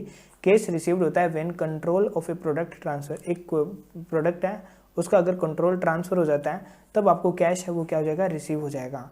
एंटिटी की कस्टमरी बिजनेस प्रैक्टिस है कि वो अलाउ करेगी कस्टमर को कि वो रिटर्न कर देगा कोई भी unused product with in 30 days. कि भाई तुम 30 डेज के अंदर, मतलब क्या है भाई इसका कुछ समझ नहीं आ रहा भाई। देख सिंपल सी बात है, यहाँ पे जो एंटिटी है ना वो बहुत दयालु एंटिटी है। वो कहती है तुम हमसे माल ले जाओ, अगर 30 दिन तक ये तुम्हारे यूज़ में नहीं आता है, फ्रेश रहता है, तो तुम हमारे पास वापस ले आना, हम उसको रख लेंगे। लेकिन आप जब वापस लेके आओगे ना तो हम आपको 3% जो है वो रीस्टॉकिंग फीस के नाम पे काटेंगे। उसके अलावा आपको 97% जो आपने पे किया है उसका रिफंड हो जाएगा। Got it? तो इसने ये चीज़ भी बोली है, वो फुल रिफंड कर लेंगे। और एंटिटी की जो प्रोडक्ट की कॉस्ट है वो 30 रुपये है। Got it? ओके, सॉरी, ये जो क्वेश्चन है ना, an entity enter into 1000 contract with the customer. हर एक कॉन्ट्रैक्ट है वो इंक्लूड करता है sale of one product for ₹50। तो 1000 प्रोडक्ट बेचे 50 से, तो 50,000 का टोटल कंसिडरेशन हो गया। कैश इनको रिसीव हो जाएगा जैसे कस्टमर को ट्रांसफर करेंगे, कस्टमर इसे 30 दिन में रिटर्न कर देगा और फुल रिफंड ले लेगा। और हर एक प्रोडक्ट की कॉस्ट है वो 30 रुपये है। ठीक है, मतलब 30 रुपये उसकी कॉस्ट है, 50 में बेचता है तो 20 का उसका प्रॉफिट है। ओके, तो अब यहाँ पे ये बोल रहा है कि यूज़ कीजिए कि expected value method. Entity estimate करती है कि 970 प्रोडक्ट्स हैं वो रिटर्न नहीं होंगे, मतलब कि 30 यूनिट्स इनको लग रहा है कि वो रिफंड होंगे। अब यहाँ पे मैं बता दूँ, इसके अंदर है ना ये वाले क्वेश्चन में रीस्टॉकिंग नहीं है, लेकिन सेम क्वेश्चन आगे आएगा उसके अंदर रीस्टॉकिंग फीस भी होगी, तो वो वाला फिर उसका क्या ट्रीटमेंट करना है वो भी अपन देखते हैं। ये वाला एकदम ईजी क्वेश्चन है। एक चीज़ सोचो, आप ही बताओ, मैं नहीं बता रहा यहाँ पे, आप ही बताओ। मैंने आपको माल बेचा है, ठीक है, आप मुझे वापस कर सकते हो, ओके, विदाउट एनी कॉस्ट 30 दिन के अंदर। तो 30 दिन तक तो फिर मैं ये कह दूंगा मैंने माल बेचा ही नहीं है, ठीक है। 30 दिन तक तो मैं उसको लाइबिलिटी रखूंगा, लेकिन उतनी अमाउंट के लिए जितना मेरे को लग रहा है कि हाँ ये हमारा माल वापस रिफंड आ सकता है। अब इसने 1000 बेचे, ये श्योर है कि 970 तो आएंगे नहीं, आएंगे तो मैक्सिमम 30 आएंगे। तो 30 के लिए मैं प्रोडक्ट की यहाँ पे सेल प्राइस है 50 रुपये, तो 30 × 50 यानी कितने हो गए 1500 रुपये। यहाँ पे मैं क्या कर लूँगा, जो मेरी लाइबिलिटी है वो रिकॉग्नाइज कर लूँगा। Got it? 1500 की क्या कर लूँगा, लाइबिलिटी को रिकॉग्नाइज करूँगा। Got it? बाकी क्या बचा, बाकी जो मेरा बचा है वो मेरा रेवेन्यू रिकॉग्नाइज हो जाएगा। ओके, और 30 दिन के बाद में अगर इनमें से हो जाता है रिफंड तो ठीक है, अगर नहीं होता है तो फिर ये वाला अमाउंट भी इमीडिएटली 30 दिन बाद में रेवेन्यू रिकॉग्नाइज कर लूँगा। सी, यहाँ पे उसने क्या कहा कि 50 यूनिट को 50 रुपये को 970 से करके 48,500 की तो अभी रिकॉग्नाइज कर लेगा रेवेन्यू। ओके, जो वेरिएबल कंसिडरेशन इसको है। ओके, सेकेंड थिंग कि जो भी मान लो इसको 48,500 तो ये रिकॉग्नाइज कर लेगा, लेकिन बच्चे हुए का क्या करेगा, उसके लिए वो देखो यहाँ पे रेवेन्यू 48,500 की रिकॉग्नाइज करेगा, एक रिफंड लाइबिलिटी रखेगा 1500 रुपये की, और 900 रुपये का एसेट रखेगा for its right to recover the product from customer on. अब देखो यहाँ पे क्या चीज़ है, दो चीज़, ये चीज़ दिमाग में रखना। यहाँ पे आपको कॉस्ट बताई थी ना ऊपर, कॉस्ट बताने का रीज़न क्या था पता है, 30 रुपये जो बताई थी आपको कि भाई उस इनकी जो कॉस्ट है वो कितनी है, 30 रुपये, ये यहाँ पे दे रखा है, ये यहाँ पे, ये इसलिए बताई थी कि एग्जाम्पल के लिए मान लो कि मैंने इन्वेंट्री तो आपको दे दी, ओके, और मैंने रेवेन्यू भी रिकॉग्नाइज नहीं की, तो मेरी रेवेन्यू रिकॉग्नाइज नहीं की बल्कि लाइबिलिटी रिकॉग्नाइज कर ली, तो यहाँ पे मेरी इन्वेंट्री भी तो बाहर गई है ना, तो बाहर गई है तो मैं यहाँ पे दिखाऊंगा कि मेरी इन्वेंट्री है वो बाहर चली गई है, मेरे पास में राइट है। जब तक मैं लाइबिलिटी रिकॉग्नाइज करूंगा ना, तब तक मैं अपना राइट भी रिकॉग्नाइज करूंगा कि मैं इन्वेंट्री को रिकवर कर सकता हूँ। जैसे मैं लाइबिलिटी को राइट ऑफ कर दूंगा कि हाँ भाई नहीं ये रेवेन्यू में कन्वर्ट होगी, तो वो इन्वेंट्री भी इधर से हट जाएगी, ओके। और इन्वेंट्री किस पे होगी, हमेशा कॉस्ट के ऊपर, ये नहीं कि 50 के ऊपर लोगे आप पूरी, सिर्फ कॉस्ट के ऊपर होगी, जो कि 900 रुपये पे होगी, 30 × 30। Okay, question number 22।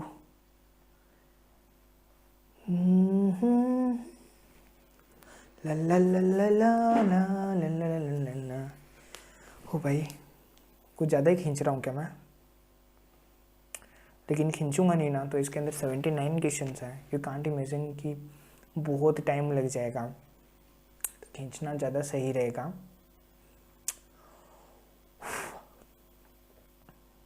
ओके, इस क्वेश्चन के अंदर भी देखो ट्रांजैक्शन प्राइस ही अपन को डिटरमाइन करनी है। क्या चीज़ डिटरमाइन करनी है, transaction price, very simple. Transaction price calculate करना मतलब सबसे इजी काम है। एक एंटिटी एक कॉन्ट्रैक्ट में एंटर करती है कस्टमर के साथ में कि वो उसको वीकली सर्विसेज देगी, 1 साल की, कितने साल की, 1 ईयर की वो उसको वीकली सर्विसेज देगी, ग्रेट। कॉन्ट्रैक्ट है वो साइन हो जाता है 1 अप्रैल को, एंड वर्क्स है वो इमीडिएटली बिगिन भी हो जाता है। जो एंटिटी है वो कंक्लूड्स करती है कि जो सर्विसेज है वो एक सिंगल पीओ है, क्या है, सिंगल पीओ है, okay. This is because the entity is providing a series of distinct goods or services that are substantially same and have the same pattern of transfer. In exchange for the service, the customer promise its 100 equity share per week of service, कि आप मेरे को हर week पे जितना आप दोगे services जो आप मुझे दोगे, मैं उसे हर वीक के आपको 100 शेयर्स दूंगा मेरे, बहुत अच्छी बात है, और जिसके लगभग 5200 शेयर्स हैं वो मेरे को कॉन्ट्रैक्ट में मिलेंगे। तो contract requires that the share must be paid upon the successful completion of each week of service. तो हर एक वीक का जैसे सक्सेसफुली कंप्लीशन होता जाएगा, वैसे वैसे वो आपको 100 इक्विटी शेयर्स है वो इश्यू करता जाएगा। तो बताओ यहाँ पे कितनी पीओ है सबसे पहले तो, ओके, एंड कितनी पीओ है, एंड सेकेंड थिंग मतलब कि 1 साल का कॉन्ट्रैक्ट है, 52 वीक हो गए, 52 वीक का आपको वीकली बेसिस पे शेयर्स मिलते जाएंगे, ठीक है। तो सेटिस्फाइड ओवर पीरियड है, over the period of time है, और इसीलिए जैसे जैसे पार्ट मेरे को पेमेंट रिसीव होता जाता है, ऐसे पार्ट में रेवेन्यू रिकॉग्नाइज करता जाऊँगा, ओके। ये चीज़ भी समझ आ गया। अब वैल्यू कैसे उठाऊंगा, तो वैल्यू क्या करूँगा मैं, मेरे को कंसिडरेशन में 5200 शेयर्स मिल रहे हैं ना, तो इसको मैं मार्केट वैल्यू से मल्टीप्लाई कर लूँगा या फेयर वैल्यू से मल्टीप्लाई कर लूँगा, तो मेरा कंसिडरेशन आ जाएगा, ओके। देखो इसका आंसर क्या है, जो एंटिटी है वो मेजर करेगी progress towards complete satisfaction of the PO as each week of service is complete. तो हर एक वीक की सर्विस जैसे ही कंप्लीट होती है तो वो एंटिटी आइडेंटिफाई करेगी, डिटरमाइन करेगी कि ट्रांजैक्शन प्राइस क्या है, entity has to measure the fair value of 100 shares. तो जो भी 100 शेयर्स की उस टाइम पे फेयर वैल्यू है वो वैल्यू उठा लेंगे। The entity shall not reflect any subsequent changes in the fair value of the share received in revenue. और बाद में जैसे ही मान लो शेयर्स मैंने आज मेरे को शेयर्स मिले, ठीक है, आज क्या है एग्जाम्पल के लिए मान लो आज वैसे तो फ्राइडे है, लेकिन मान लो मंडे है, तो मंडे को मेरे को शेयर्स मिलते हैं, तो शेयर्स मिले तो मंडे को वैल्यू थी उनकी 50 रुपये पर शेयर, और जैसे ट्यूसडे वेडनेसडे हुआ फिर अगले जब मंडे को मेरे को मिला तो वो उसकी प्राइस हो गई 60 या 70 रुपीज़। तो अब मेरे को उसमें चेंज नहीं करना है, जिस दिन मिले उस दिन जो वैल्यू थी उस पर रिकॉग्नाइज कर लिया, ओके। अब जो नया मिलेगा वो उस दिन की जो फेयर वैल्यू है उससे रिकॉग्नाइज कर लेंगे, राइट, ओके।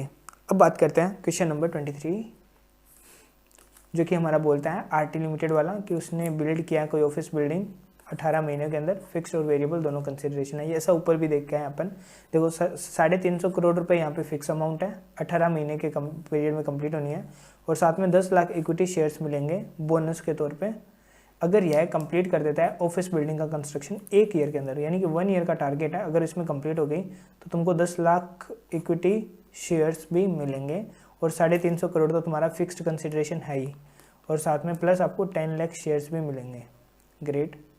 और शेयर्स की प्राइस कितनी है, 100 रुपीज़ है, तो 10 इंटू 100 करो, ओके, इंटू लाख, ये हो गया आपका लगभग डिस्प्ले 10 करोड़ रुपीज़ के आपको शेयर्स मिलेंगे, 10 करोड़ के शेयर्स, ओके। तो 350 प्लस 10 360 करोड़ की आपको वैल्यू मिल जाएगी, बट कंप्लीशन आपका विद इन 1 ईयर होना चाहिए। तो बताओ ट्रांजेक्शन प्राइस क्या होगा। तो फिक्स्ड वाला तो अपन रिकॉग्नाइज कर लेंगे, कोई दिक्कत नहीं है, वो over the period of time ही होगा। लेकिन 10 लाख बोनस शेयर्स है वो अपन निकालेंगे किसके बेसिस पे निकालेंगे। अब यहाँ पे दो चीज़ें हैं, एक्सपेक्टेड वैल्यू मेथड या MLM के थ्रू। तो बताओ यहाँ पे ये है क्या, अगर मैंने पहले कर दिया तो मेरे को मिलेगा, ठीक है, और अगर मैंने उसके बाद में किया तो नहीं मिलेगा। तो दो ही सर्कमस्टांसेस यहाँ पे हो सकती है, ओके। डेज के डिफरेंस से कोई फ़र्क नहीं पड़ने वाला। तो यहाँ पे मैं कह सकता हूँ मैं MLM यूज़ करूँगा। अब प्रोबेबिलिटी क्या है कि मेरे को ये मिलेगा या नहीं मिलेगा, उसके बेसिस पे मैं इसकी रेवेन्यू रिकॉग्नाइज कर लूँगा over the period of time. See, जो ultimate value of any shares of the entity might receive could change for 2 reason, कि जो भी शेयर्स की वैल्यू वो 2 रीजन से चेंज हो सकती है। एक तो एंटिटी अर्न करती है एंड डज नॉट अर्न करती है शेयर्स को, एंड जो फेयर वैल्यू पर शेयर है वो चेंज कर सकती है ड्यूरिंग द कॉन्ट्रैक्ट टर्म। तो कॉन्ट्रैक्ट टर्म्स में उसकी फेयर वैल्यू भी चेंज कर सकते हैं, हो सकती है अपने आप ही। While determining the transaction price, entity would reflect the changes in the number of shares to be earned. However, the entity would not reflect any changes in the fair value per share. तो fair value per share में जो भी changes है वो उसको reflect नहीं करेगा।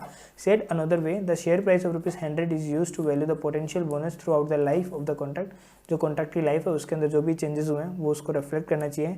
And if the entity earns the bonus, its revenue would be ₹350 crore plus 10 lakh equity shares into 100, यानी कि 360 करोड़ का इसका क्या हो जाएगा। लेकिन ये कब होगा, अगर इफ अगर एंटिटी इसको अर्न करती है तो, अगर नहीं करती तो फिर कुछ नहीं मिलने वाला, ओके। इसके बाद आता है 24 नंबर क्वेश्चन, सिंपल सा है। मिस QTV रिलीज करती है एक एडवर्टाइजमेंट, देशबंधु एक वर्नाकुलर डेली है, एक वर्नाकुलर है डेली, ठीक है। Instead of paying for the same, QTV ने क्या किया, एक फ्री, मतलब कि ये क्या है, एक बार्टर ट्रांजेक्शन आपको दे रखा है, और बार्टर ट्रांजेक्शन के अंदर आपको क्या करनी है, डिटरमाइन करनी है कि आपकी ट्रांजेक्शन प्राइस क्या होगी। तो ट्रांजेक्शन प्राइस क्या होगी वो आपको डिटरमाइन करना है, ओके। बार्टर ट्रांजेक्शन में क्या होगा, जैसे एक बंदा है उसने इसको दिया है और सेम उसने इसको दे दिया अपने बिजनेस में, ओके। तो बताओ यहाँ पे रेवेन्यू फ्रॉम ऑपरेशन कितनी अकाउंट फॉर होगी।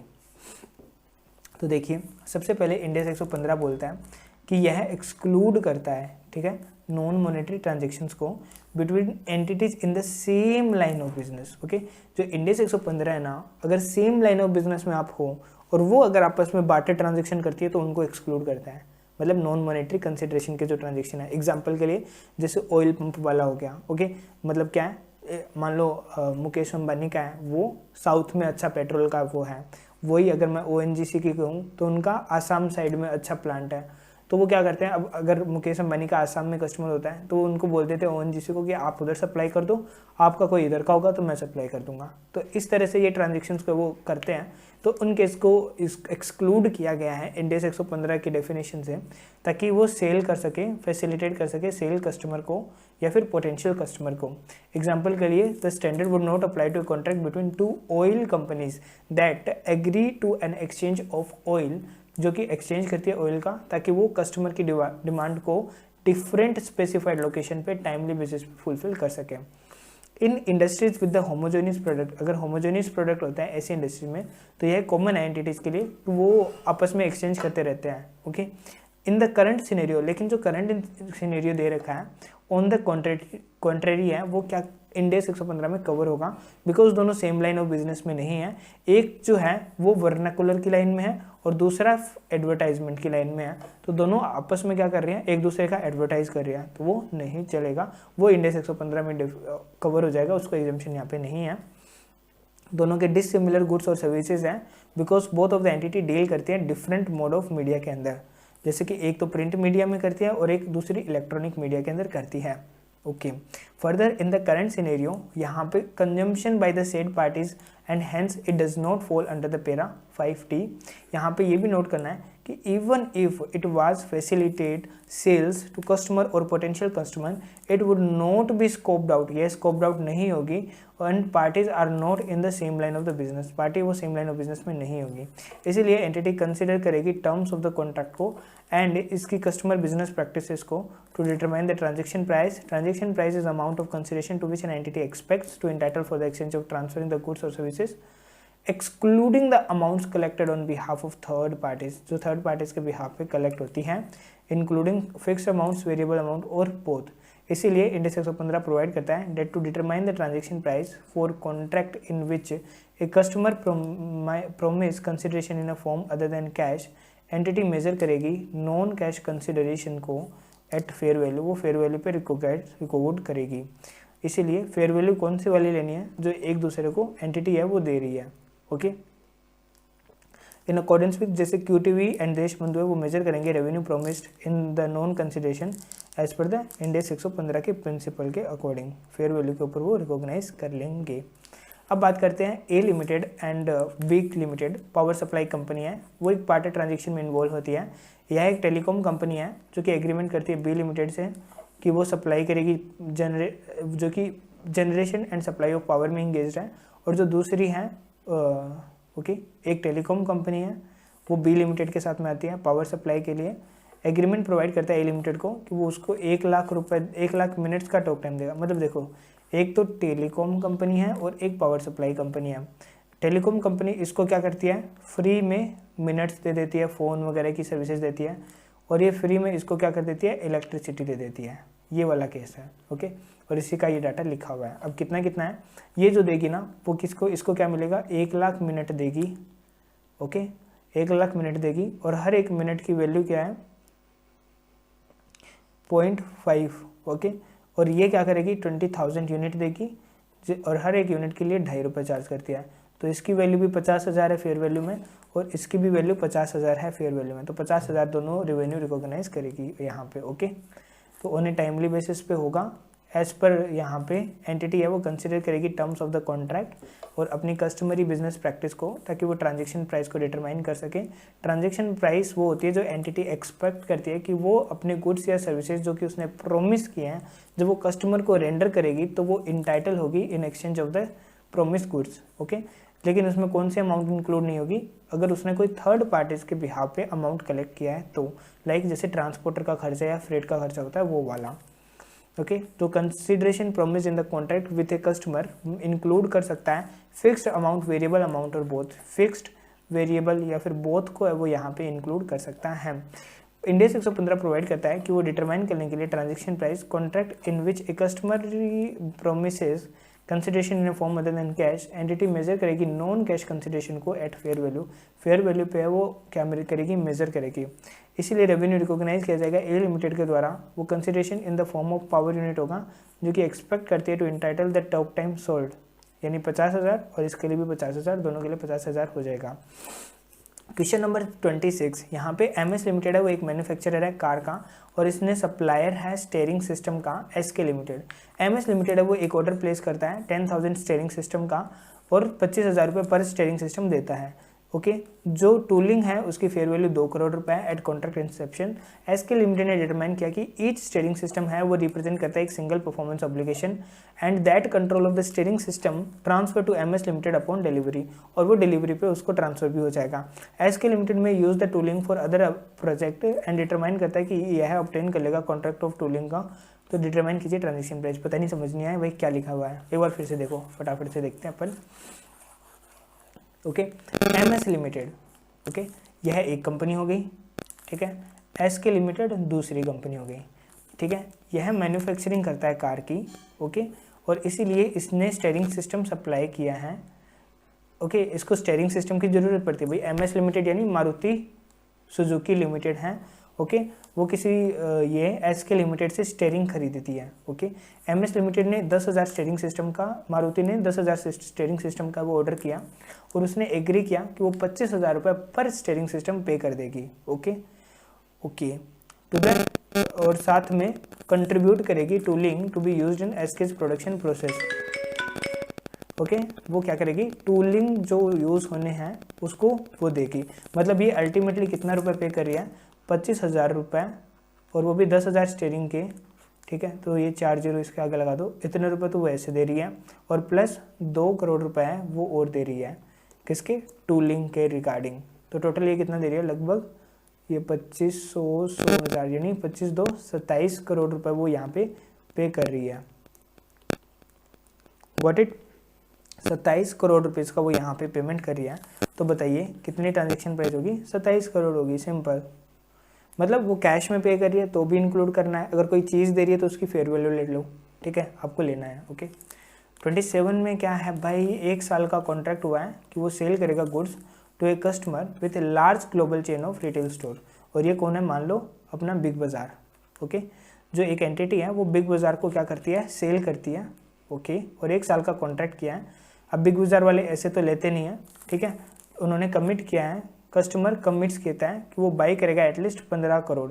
मतलब कि बिग बाज़ार ने प्रॉमिस किया है कि हम तुमसे एटलीस्ट 15 करोड़ का सामान खरीदेंगे ड्यूरिंग द ईयर, लेकिन उसके लिए तुम्हें हमें पहले 1.5 करोड़ की क्या करनी पड़ेगी, सिक्योरिटी देनी पड़ेगी, जो कि नॉन रिफंडेबल होगा। क्या होगा, नॉन रिफंडेबल सिक्योरिटी आपको देनी पड़ेगी, पेमेंट हमें करना पड़ेगा। क्यों करना पड़ेगा, क्योंकि बिग बाज़ार क्या करेगा, अपने आउटलेट्स में उनके प्रोडक्ट्स के लिए वो स्पेसिफिक रैक वगैरह बनाएगा, और उसके लिए जो है वो स्टोरेज सिस्टम भी बनाएगा उनके प्रोडक्ट्स के लिए, और उसके लिए उसको 1.5 करोड़ का खर्चा पड़ेगा सभी आउटलेट्स पे, तो वो उसको चाहिए है।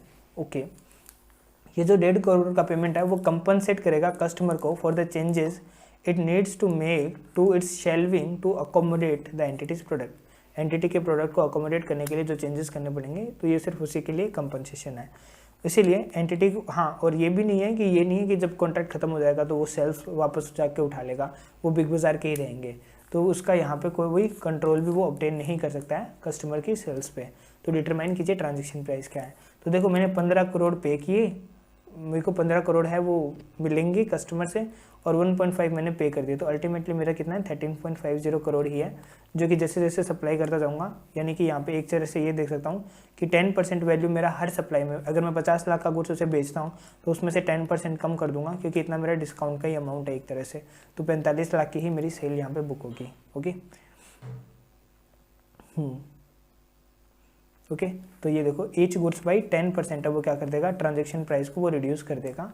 और इसीलिए अगर वो 1.25 करोड़ की, देखो ये जो कॉन्ट्रैक्ट हुआ है ना 15 करोड़ का, वो ओवर द कितने साल है, वो 15 करोड़ का है, वो एग्जांपल के लिए मानते हैं अपन 12 महीनों के लिए है। ओके, तो 12 महीनों के लिए, तो एक महीने के लिए कितना होगा, 15 डिवाइड बाई 12 यानी 1.25 करोड़। तो एक महीने में अगर वो 1.25 करोड़ की बिलिंग करता है तो उसमें से माइनस कर देगा 10%, तो ये आया 1 करोड़ 12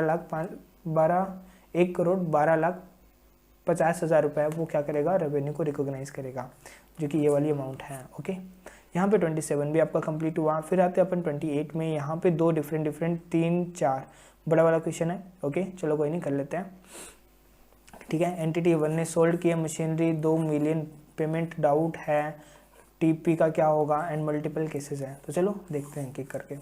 सबसे पहला केस, एंटिटी 1 है वो सेल करती है piece of machinery to the customer for rupees 2 million. 2 million के लिए वो क्या करती है, एक पीस ऑफ मशीनरी है वो एंटिटी 1 सेल करती है, जो कि 90 डेज में पेबल हो जाएगा। Entity 1 is aware at the contract Inception that the contract might not पे द फुल कॉन्ट्रैक्ट प्राइस, की जो कॉन्ट्रैक्ट, मतलब कि यहाँ पे क्या हुआ, एक एंटिटी है दूसरे कस्टमर के साथ में कॉन्ट्रैक्ट में आई। अब एंटिटी को कितने के लिए है, ये 2 मिलियन यानी कि कितने होते हैं, 20 लाख रुपीज़। अब 20 लाख रुपीज़ का कॉन्ट्रैक्ट किया है, लेकिन एंटिटी को ये पता है कि कस्टमर पूरे तो पे नहीं करेगा, लेकिन कितने पे कर सकता है ये उसको पता है कि 1.75 मिलियन तो वो एटलीस्ट पे कर देगा, यानी कि 20 लाख में हमारी डील हुई है, लेकिन 17,50,000 वो पे कर सकता है। ओके, और इसकी कॉस्ट कितनी है, 15 लाख रुपए है, तो 15 वो उसको रिकवर कर रहा है, तो इसको कोई दिक्कत भी नहीं है। तो बताओ वो कितनी रेवेन्यू रिकॉग्नाइज करेगी, वो 1.75 मिलियन ही रिकॉग्नाइज करेगी। तो transaction price in this arrangement क्या माना जाएगा, 1.75 मिलियन ही माना जाएगा। ओके, सेकेंड केस में क्या है कि ये 1 ईयर के कॉन्ट्रैक्ट में आता है with a customer to deliver water treatment chemicals, कि वाटर को, मतलब जो इंडस्ट्री के अंदर पानी एकदम ख़राब हो जाता है ना, तो उसको ट्रीट करने के लिए है वो कुछ केमिकल्स आते हैं जो पानी के अंदर डाल देते हैं, तो उससे उनकी जो भी हाजर्डस नेचर्स होते हैं ना, मतलब जो भी उनका ख़राब केमिकल रिएक्शन से है वो ख़त्म हो जाता है। ओके। अब यहाँ पे इन्होंने क्या बोला कि कॉन्ट्रैक्ट स्टिपुलेट करता है कि प्राइस पर कंटेनर क्या रहेगा। हाँ, मतलब यहाँ पे इन्होंने क्या किया कि कस्टमर मैं हूँ कौन, केमिकल सप्लायर। ओके, मैं किस में सप्लाई करूँगा, कंटेनर्स में करता हूँ। ओके, हर एक कंटेनर की मेरी रेट रहती है। ओके, कितनी है पर कंटेनर, 100 रुपये की रेट है नॉर्मली। अगर मैं 10 लाख कंटेनर तक सप्लाई करता हूँ तो मैं अगर कस्टमर को 10 लाख कंटेनर देता हूँ तो उस उतनी वैल्यू तक के लिए मैं 100 रुपये चार्ज करता हूँ। अगर 10 लाख से 30 लाख के बीच में करता हूँ तो मैं रेट्रोस्पेक्टिवली सभी के ऊपर क्या करूँगा, 90 रुपये की रेट लगाऊंगा। और अगर 30 लाख से भी ज़्यादा करता हूँ तो 85 की रेट लगाऊंगा। ओके, मतलब ये क्या है कि डिफरेंट प्राइस है, मतलब वेरिएबल कंसिडरेशन है, पता नहीं है अपन को कौन से वाली होगी। अब यहाँ पे मैनेजमेंट का एस्टिमेट काम करेगा, उनको जितना लग रहा है ना उतने पे फिर वो cumulative catch up basis, okay, cumulative catch up basis पे उसको अकाउंट फॉर करते जाएंगे। Value is determined based on the sale during the calendar year. There are no minimum purchase requirement, यहाँ पे मिनिमम कुछ भी खरीदने की रिक्वायरमेंट नहीं है। तो एंटिटी जे एस्टिमेट करता है कि टोटल सेल वैल्यू में वो कितना रहना है, 2.8 मिलियन। तो 2.8 मिलियन है वो यहाँ पे फॉल करता है। तो नॉर्मली वो बिलिंग किस पे करेगा, 90 रुपये के हिसाब से वो बिलिंग करेगा। ओके, एंटिटी जे है वो सेल कर देता है 7 लाख यूनिट कंटेनर कस्टमर को, कितने में किया होगा, 90 रुपये के हिसाब से फर्स्ट क्वार्टर के अंदर, जो कि 31 मार्च 2018 को एंड हुआ at a contract price of ₹100 per container. 100 rupees के, ओहो, यहाँ पे इसने किस पे कर दिया है, 100 रुपीज़ पे बिलिंग कर दिया है, जबकि उसको लग कितना रहा है कि वो 28 लाख उठा लेगा। तो 28 लाख उठाएगा तो प्राइस को रिवाइज करना पड़ेगा। अब अगर सिग्निफिकेंट रिवर्सल ओकर हो सकता है तो उस पर तो रेवेन्यू आप रिकॉग्नाइज ही नहीं कर सकते। आप तो रेवेन्यू इस वैल्यू पे रिकॉग्नाइज करोगे कि ये इंश्योर करे कि नो सिग्निफिकेंट रिवर्सल विल ओकर। ओके, तो यहाँ पे फिर आपको क्या करना पड़ेगा, 10 रुपीज़ से अपने एक्सेस रेवेन्यू बुक कर लिया, वो भी कितने पे, 7 लाख कंटेनर पे, यानी कि 70 लाख का यहाँ पे आपने एडिशनल बुक किया है। ओके, तो यहाँ पे क्या करेंगे फिर, 7 लाख इंटू 90 कर देंगे हम, तो 63 लाख का 7 लाख इंटू 90 यानी कि 6 करोड़ 30 लाख की रेवेन्यू उसको रिकॉग्नाइज करनी चाहिए थी। बाकी की 70 लाख की या तो रिवर्स होगी या फिर जो अभी नेक्स्ट में रेवेन्यू रिकॉग्नाइज करूँगा उसमें से 60 लाख की वैल्यू रिड्यूस कर दूंगा। What it. थर्ड केस क्या है, यहाँ पे एंटिटी के है वो सेल करती है इलेक्ट्रॉनिक रेजर, मतलब जो इलेक्ट्रिक रेजर आते हैं ना वो वाले, इनके लिए, ठीक है, वो रेजर सप्लाई करता है सी 50 रुपीज़ पर यूनिट के ऊपर। यहाँ पे रिबेट कूपन है वो इंक्लूड करता है inside the electric razor package that can be redeem. अब ये क्या होता है कि जैसे वो आप रेजर के पैकेट को खोलोगे तो उसके अंदर एक है ना वो नंबर लिखा होगा कोड सा, उसको आप क्या कर सकते हो, रिडीम कर सकते हो और आपको 10 रुपये पर यूनिट मिल जाएंगे। लेकिन अब एंटिटी क्या एस्टिमेट करती है कि 20 से 25% लोग हैं जो कि एलिजिबल रहेंगे रिबेट के लिए। Okay, based on its experience with the similar program and rebate redemption rates available in the market for similar program. Entity के कंक्लूड करती है कि जो भी ट्रांजेक्शन प्राइस है वो इनकॉर्पोरेट करेगी एक assumption of 25% rebate redemption on as this is the amount for which it is highly probable that a significant reversal of cumulative revenue will not occur। तो फिर ठीक है, तो फिर वो 25% है वो रिकॉग्नाइज कर लेगी, मतलब कि 50 रुपये पर यूनिट के हिसाब से दे रहा है। ओके, और उसमें 50 रुपये मैंने आपसे चार्ज किए और मैं उसमें आपको 10 रुपये का कूपन भी दे रहा हूँ। ओके, सबसे पहले तो ये समझो, तो 50 रुपये में मैं आपको कितने का, 10 रुपये का बेनिफिट दे रहा हूँ और 10 रुपये में भी बेनिफिट होने के कितने चांसेस है, 25%, यानी कि मतलब कि 25% ही लोग बेनिफिट उठाएंगे। तो अल्टीमेटली मेरा पर यूनिट के ऊपर वो 2.5 रुपये का खर्चा यहाँ पे आ रहा है। ओके, किसके ऊपर, रिबेट के ऊपर। तो जो 2.5 रुपये का मेरा खर्चा आ रहा है रिबेट के ऊपर, उसको मैं कैसे डिटरमाइन करूँगा, तो मैं 50 में से 2.5 घटा दूंगा, तो यहाँ पे मेरा 47.50 रुपीज़ है वो क्या हो जाएगा, ट्रांजेक्शन प्राइस हो जाएगा पर यूनिट का। ओके, एंड डी जो हमारा क्वेश्चन आता है लास्ट, जो कि आता है, ये एग्जाम का क्वेश्चन है वैसे। ओके, एग्जाम अभी रिसेंट एग्जाम का ही है। ओके, जुलाई 21 का शायद। एक मैन्युफैक्चरर है वो एंटर करता है एक कॉन्ट्रैक्ट में to sell goods to a retailer for ₹1000 में वो उस रिटेलर को गुड्स सोल्ड करेगा। मैन्युफैक्चरर ने ऑफर किया price protection whereby it will reimburse the retailer for any difference between the sale price and the lowest price offer to any customer during the following 6 month, कि जो भी next 6 month है उसके अंदर जो भी price है उसके लिए वो करेगा। जो क्लोज है वो कंसिस्टेंट है with the other price protection close offered in the past and the manufacturer believe that it has experience with the predictive of this contract. मतलब कि डाटा क्या था, एक बार मैं सिर्फ है ना आपको कीवर्ड हाईलाइट करके दिखाता हूँ यहाँ पे। जो मैन्युफैक्चरर है वो रिटेलर को गुड्स सेल करता है और कितने में करता है, 1000 रुपये के ऊपर, ठीक है। जो मैन्युफैक्चरर है वो प्राइस प्रोटेक्शन भी देता है, मतलब कि जैसे हमारी दुकान पे कोई कस्टमर आया, अब कस्टमर आता है तो हम उसको बोलते हैं कि तू पूरे मार्केट में घूम के आ जाना, तेरे को इससे सस्ता माल कहीं नहीं मिलेगा, ठीक है। अगर मैं तेरे से 1000 रुपये ले रहा हूँ ना, तो 1000 रुपये में मार्केट में कोई और तेरे को दे रहा होगा ना, तो फिर तू उससे ले लेना, मैं रिम्बर्स कर दूंगा तेरा जितना भी लॉस होगा, ओके। तो यहाँ पे रिम्बर्स कर देगा रिटेलर को अगर कोई भी डिफरेंस आया सेल प्राइस और लोवेस्ट प्राइस ऑफर के अंदर इन द फॉलोइंग 6 मंथ। और वो मैं सिर्फ आज की डेट का नहीं कह रहा हूँ, मैं कह रहा हूँ कि अगले 6 महीने में भी अगर इधर कोई इससे सस्ता कोई मिल जाए ना, तो तू आके मेरे से पैसे वापस लेके चले जाना चाहिए। तो ये जो क्लोज है वो कंसिस्टेंट है with the other price protection close, ये दूसरे प्राइस प्रोटेक्शन क्लोज के साथ में भी कंसिस्टेंट है जो कि इन्होंने पास्ट में ऑफर किए थे। जो मैन्युफैक्चरर बिलीव करता है that it has experience which is predictive for this contract. तो मैनेजमेंट एक्सपेक्ट करता है that it will offer A price decrease of 5% during the price protection period. तो जो भी प्राइस प्रोटेक्शन पीरियड है उसके अंदर मैनेजमेंट 5% से प्राइस को कम कर देता है, ओके। तो मैनेजमेंट कंक्लूड करता है कि यहाँ हाईली प्रोबेबल है कि सिग्निफिकेंट रिवर्सल नहीं होगा, क्योंकि हम यहाँ पे 5% का और एडिशनल डिस्काउंट दे रहे हैं जो कि मार्केट नहीं दे रहा है, तो इसीलिए हमारा कभी कोई रिवर्सल नहीं होगा। तो डिटरमाइन कीजिए ट्रांजेक्शन प्राइस क्या होगी। तो 1000 में से 5% घटा दो भाई, मेरे अकॉर्डिंग तो कितनी आ जानी चाहिए, 1000 में से 5% गई तो यहाँ पे 950 है, वो क्या आ जाएगी, मेरी सेलिंग प्राइस मानी जाएगी, ट्रांजेक्शन वैल्यू मानी जाएगी। अब देखो पहले केस में कितनी होगी, 1.75 वैल्यू है वो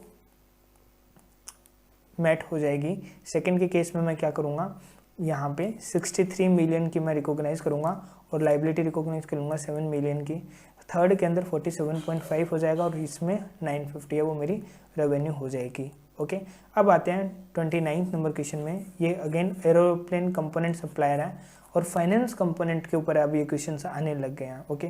मतलब कि क्या है, अब यहाँ पे परफॉर्मेंस ऑब्लिगेशन है वो सेटिस्फाई होगी over A period of time. इसका मतलब क्या है कि यहाँ पे ये नहीं है कि आज ही मेरा सेटिस्फाई हो रहा है, इन द टाइम नहीं हो रहा है, over the period of time होगा। और इसीलिए जो पेमेंट भी होगा, ठीक है, लेकिन पेमेंट आज ही हो गया या फिर 2 साल बाद ही होगा डायरेक्टली, तो ये जो इतना टर्म है उतने की उसको क्रेडिट मिल जाती है। तो यहाँ पे हमको फाइनेंसिंग कंपोनेंट है वो इंडेक्स 109 के अकॉर्डिंग अलग करना पड़ेगा और जो रेवेन्यू वाला कंपोनेंट है वो अलग करना पड़ेगा। रेवेन्यू वाले के लिए मैं रेवेन्यू रिकॉग्नाइज करूँगा और जो फाइनेंसिंग कंपोनेंट है उसके लिए मेरी अदर इनकम रिकॉग्नाइज होगी, ओके। यहाँ पे क्वेश्चन नंबर 29 आता है। एक कॉमर्शियल एरोप्लेन कंपोनेंट सप्लायर है वो एक कॉन्ट्रैक्ट मैन्युफैक्चर करता है कस्टमर के साथ में फॉर प्रॉमिस कंसिडरेशन ऑफ कितने रुपए के लिए भाई, वो आता है 70 लाख रुपए के लिए वो एंटर करता है, 7 मिलियन है ये। Based on evaluation of the fact and circumstances supplier है वो कंक्लूड करता है कि 1,40,000 है वो इनसिग्निफिकेंट फाइनेंसिंग कंपोनेंट है इसके अंदर, because advance payment received in excess of a year before the transfer of control of the product. मेरे को एडवांस में पेमेंट रिसीव हो गया है और एडवांस में पेमेंट जब भी रिसीव होगा तो वहाँ पे एक क्वेश्चन खड़ा हो जाता है कि यहाँ पे फाइनेंसिंग कंपोनेंट है या नहीं है। लेकिन अगर 1 साल से ज़्यादा का वो एडवांस मिल जाता है तो यहाँ पे डेफिनेटली फाइनेंसिंग कंपोनेंट होता है और अपन को सेपरेट करना पड़ता है। तो ये कह रहा है कि वो सिर्फ 1,40,000 का फाइनेंसिंग कंपोनेंट हो रहा है जो कि एक इनसिग्निफिकेंट फाइनेंसिंग कंपोनेंट है। अगर मैं देखूँ तो कोई सिग्निफिकेंट नहीं है।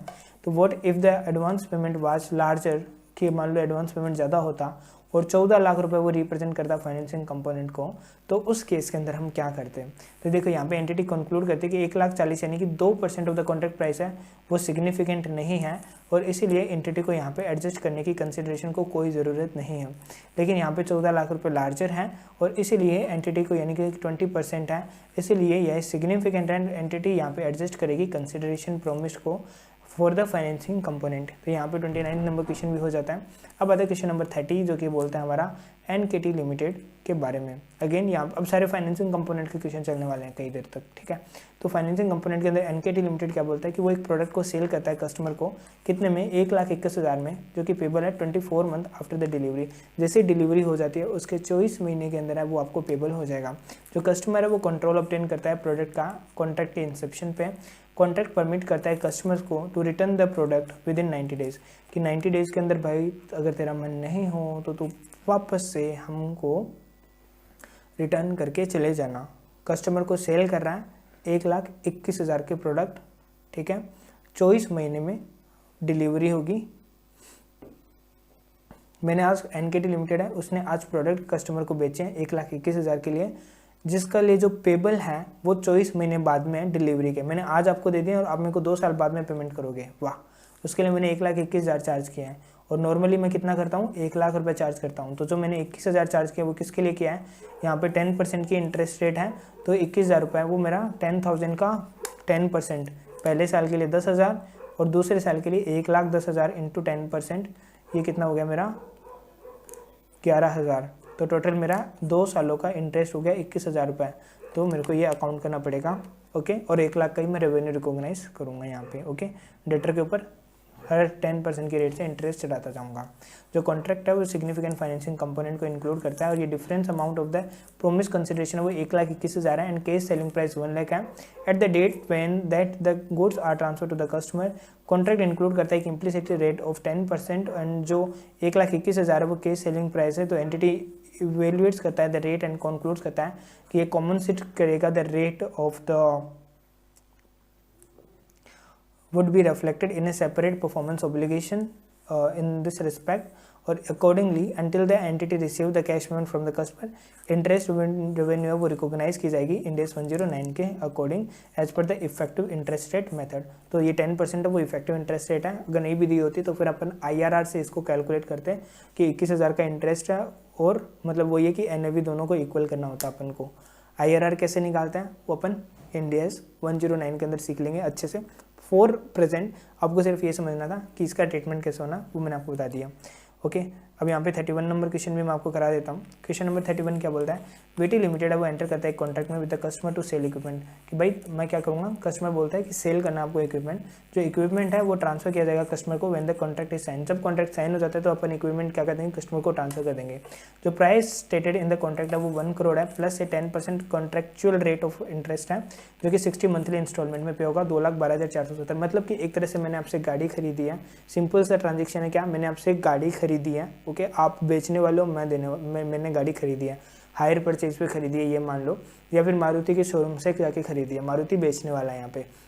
अब मैं क्या करता हूँ, उसे हर महीने 2,12,470 की किस्त देता हूँ आने वाले 5 सालों तक, 60 महीने यानी कि 5 साल हो गए, 5 सालों तक उसको इतनी किस्त देता जाऊँगा। तो बताओ कि यहाँ पे रेवेन्यू कितनी रिकॉग्नाइज करेगी मारुति, क्योंकि इसके अंदर फाइनेंसिंग कंपोनेंट भी इंक्लूड है। तो फाइनेंसिंग कंपोनेंट को अलग करके जो अपनी रेट आएगी उससे वो क्या कर लेंगे, हम यहाँ पे रेवेन्यू रिकॉग्नाइज कर लेंगे। अब उसको सेपरेट कैसे करना है, यहाँ पे देखो discounting rate and the transaction price क्या होगा। अगर जो कॉन्ट्रेक्चुअल डिस्काउंट रेट रिफ्लेक्ट करती है कि ये एक सेपरेट फाइनेंसिंग ट्रांजैक्शन है, अगर वो खुद से ही दिखा देती है कि एक सेपरेट फाइनेंसिंग ट्रांजैक्शन है, तब क्या होगा।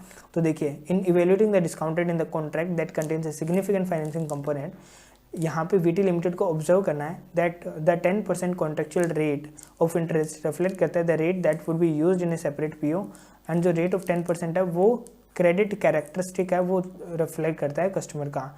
इसीलिए जो मार्केट टर्म्स है फाइनेंसिंग की means the case selling price है इक्विपमेंट की वो 1 करोड़ है और उसके ऊपर जितना वो एडिशनली रिकवर कर रहा है, यहाँ पे डाटा दे रखा है, देखो यहाँ पे कितना है, 1 करोड़ पे आज दे देता और 2,12,470 अगर वो देगा मेरे को 2,12,470 मल्टीप्लाई बाई कहता हूँ मैं 60, तो वो मेरे को 1,27,48,200 देगा। तो इसमें से अगर मैं 1 करोड़ लेस कर देता हूँ तो 27,48,200 रुपये वो मेरे को एडिशनली पे करेगा। ये जो एडिशनली मेरे को पे कर रहा है ये मेरा क्या है, इंटरेस्ट का कंपोनेंट है और एक मेजर कंपोनेंट है। तो इसको फिर मैं ओवर द पीरियड इसको रिकॉग्नाइज करूँगा, ओके। यहाँ पे the market term of financing means that the case selling price of equipment is 1 crore and जो अमाउंट रिकॉग्नाइज की गई है रेवेन्यू के तौर पे and as a loan receivable when control of the equipment transfer to the customer, entity account करेगी for the receivable in accordance with the Ind AS 109, okay. Revenue 1 crore की recognise होगी और डेटर भी इनिशियली 1 करोड़ के होंगे, फिर उनके ऊपर इंटरेस्ट चढ़ता जाएगा और पेमेंट रिसीव होता जाएगा। तो अल्टीमेटली एट द एंड वो कितना आ जाएगा, 1,27,48,200 रुपये की इनकी वैल्यू होती जाएगी और वो एट द एंड जीरो भी हो जाएगी क्योंकि आपको एन्युटी हर महीने यहाँ पे मिलती जा रही है, ओके। अब बात करते हैं इसके अंदर केस नंबर 2 है। यहाँ पे ये क्या कर रहा है कि यहाँ पे जो कॉन्ट्रेक्चुअल इंटरेस्ट रेट है ना वो 10% है, 10%। और यही 10% क्या है, अगर मैं सेपरेटली लोन भी लेता हूँ तो 10% पे मेरे को मिल जाएगा। लेकिन जो दूसरा केस है वो ये बोल रहा है कि ये जो 10% है ना, ये 10% सही नहीं है। मतलब कि जो गाड़ी खरीदी इसलिए मैंने उसे 10% पे दिया, अदरवाइज अगर वो मेरे से लोन लेने आता ना तो मैं उसे 14% पे देता। तो फिर मैं अब क्या करूँगा, जो भी वैल्यूज़ मेरी पेबल है ना फ्यूचर के अंदर उन सबको 14% से डिस्काउंट करूँगा और जो डिस्काउंट वैल्यू लेके आऊँगा ना 2,12,470 है, ओके। अगर मैं इसको 14% से डिस्काउंट करता हूँ मंथली बेसिस पे करके, तो जो भी मेरा प्रेजेंट वैल्यू आएगा वो नॉर्मल सी बात है क्योंकि इंटरेस्ट रेट यहाँ पे इंक्रीज हुआ है तो मेरी प्रेजेंट वैल्यू डिक्रीज होगी। तो वो 91 लाख आ रहा है जो कि नीचे कैलकुलेट करके बताया हुआ है। आप कैसे कैलकुलेट करोगे, सिंपल है, पहले तो 14 को डिवाइड कर लो 12 से, यहाँ पे है 1.166666 ये वाला परसेंटेज, और इसको फिर 1 डिवाइड बाई 1.166666 करो और फिर इक्वल टू करो, और ये इक्वल टू कितनी बार करना है आपको, 60 टाइम्स तक करना है। ओके, जैसे मैंने एक बार कर दिया है, एक बार करते हैं ना, यहाँ पे 3 लिखा हुआ आ गया। ओके, तो मैं ये समझ गया कि अगर मैं 60 में इसमें 59 और ऐड कर दूंगा तो ये 62 हो जाएगा। तो 62 तक मेरे को इक्वल टू दबाना है बस, और कुछ नहीं करना। ओके, 1 2 मतलब ये दबाते जाओ, जहाँ पे यहाँ पे 62 आ जाए वहाँ पे स्टॉप हो जाना।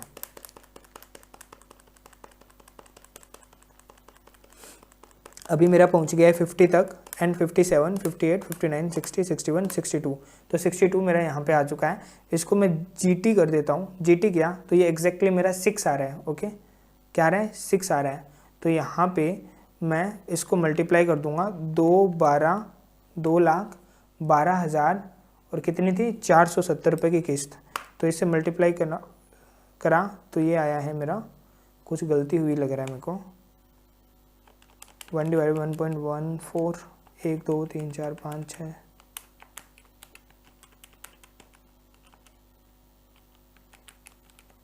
ओके, मेरे को यहाँ पे ना इसकी प्रॉपर कैलकुलेशन करनी पड़ेगी, मैं आपको बाद में दिखाता हूँ इसको।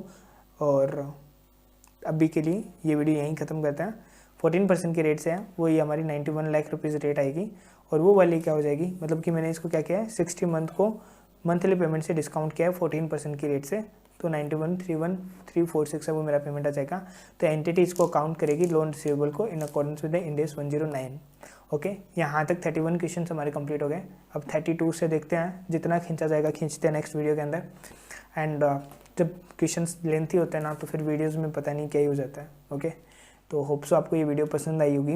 अगर आई है तो लाइक शेयर सब्सक्राइब जो भी आपको करना है करना, नहीं करना तो मत करो, आपकी चॉइस है। मेरा काम अपलोड करना है आप लोगों के लिए, एंड सारे क्वेश्चंस को फटाफट डिस्कस करना है। और अभी मैं थोड़ा और ज़्यादा फोकस कर रहा हूँ, तो रेगुलरली ट्राई करता हूँ कि विद इन ए वीक मैं इसकी सारी वीडियोस अपलोड कर दूँ। ओके, तो thank you for watching, keep like share subscribe comment whatever you want to do. कोई भी डाउट हो तो आप नीचे कमेंट कर सकते हैं, और आपको वीडियो कैसे लगी ये भी ज़रूर कमेंट कीजिएगा, ये अप्रिशिएट करते हैं हमें। सो ओके, चलो बाय बाय। दीपक, पायल, आप लोगों के बहुत रेगुलरली कमेंट आते हैं, एंड वो रियली बहुत अप्रिशिएटिव है। ओके, सो बाय बाय।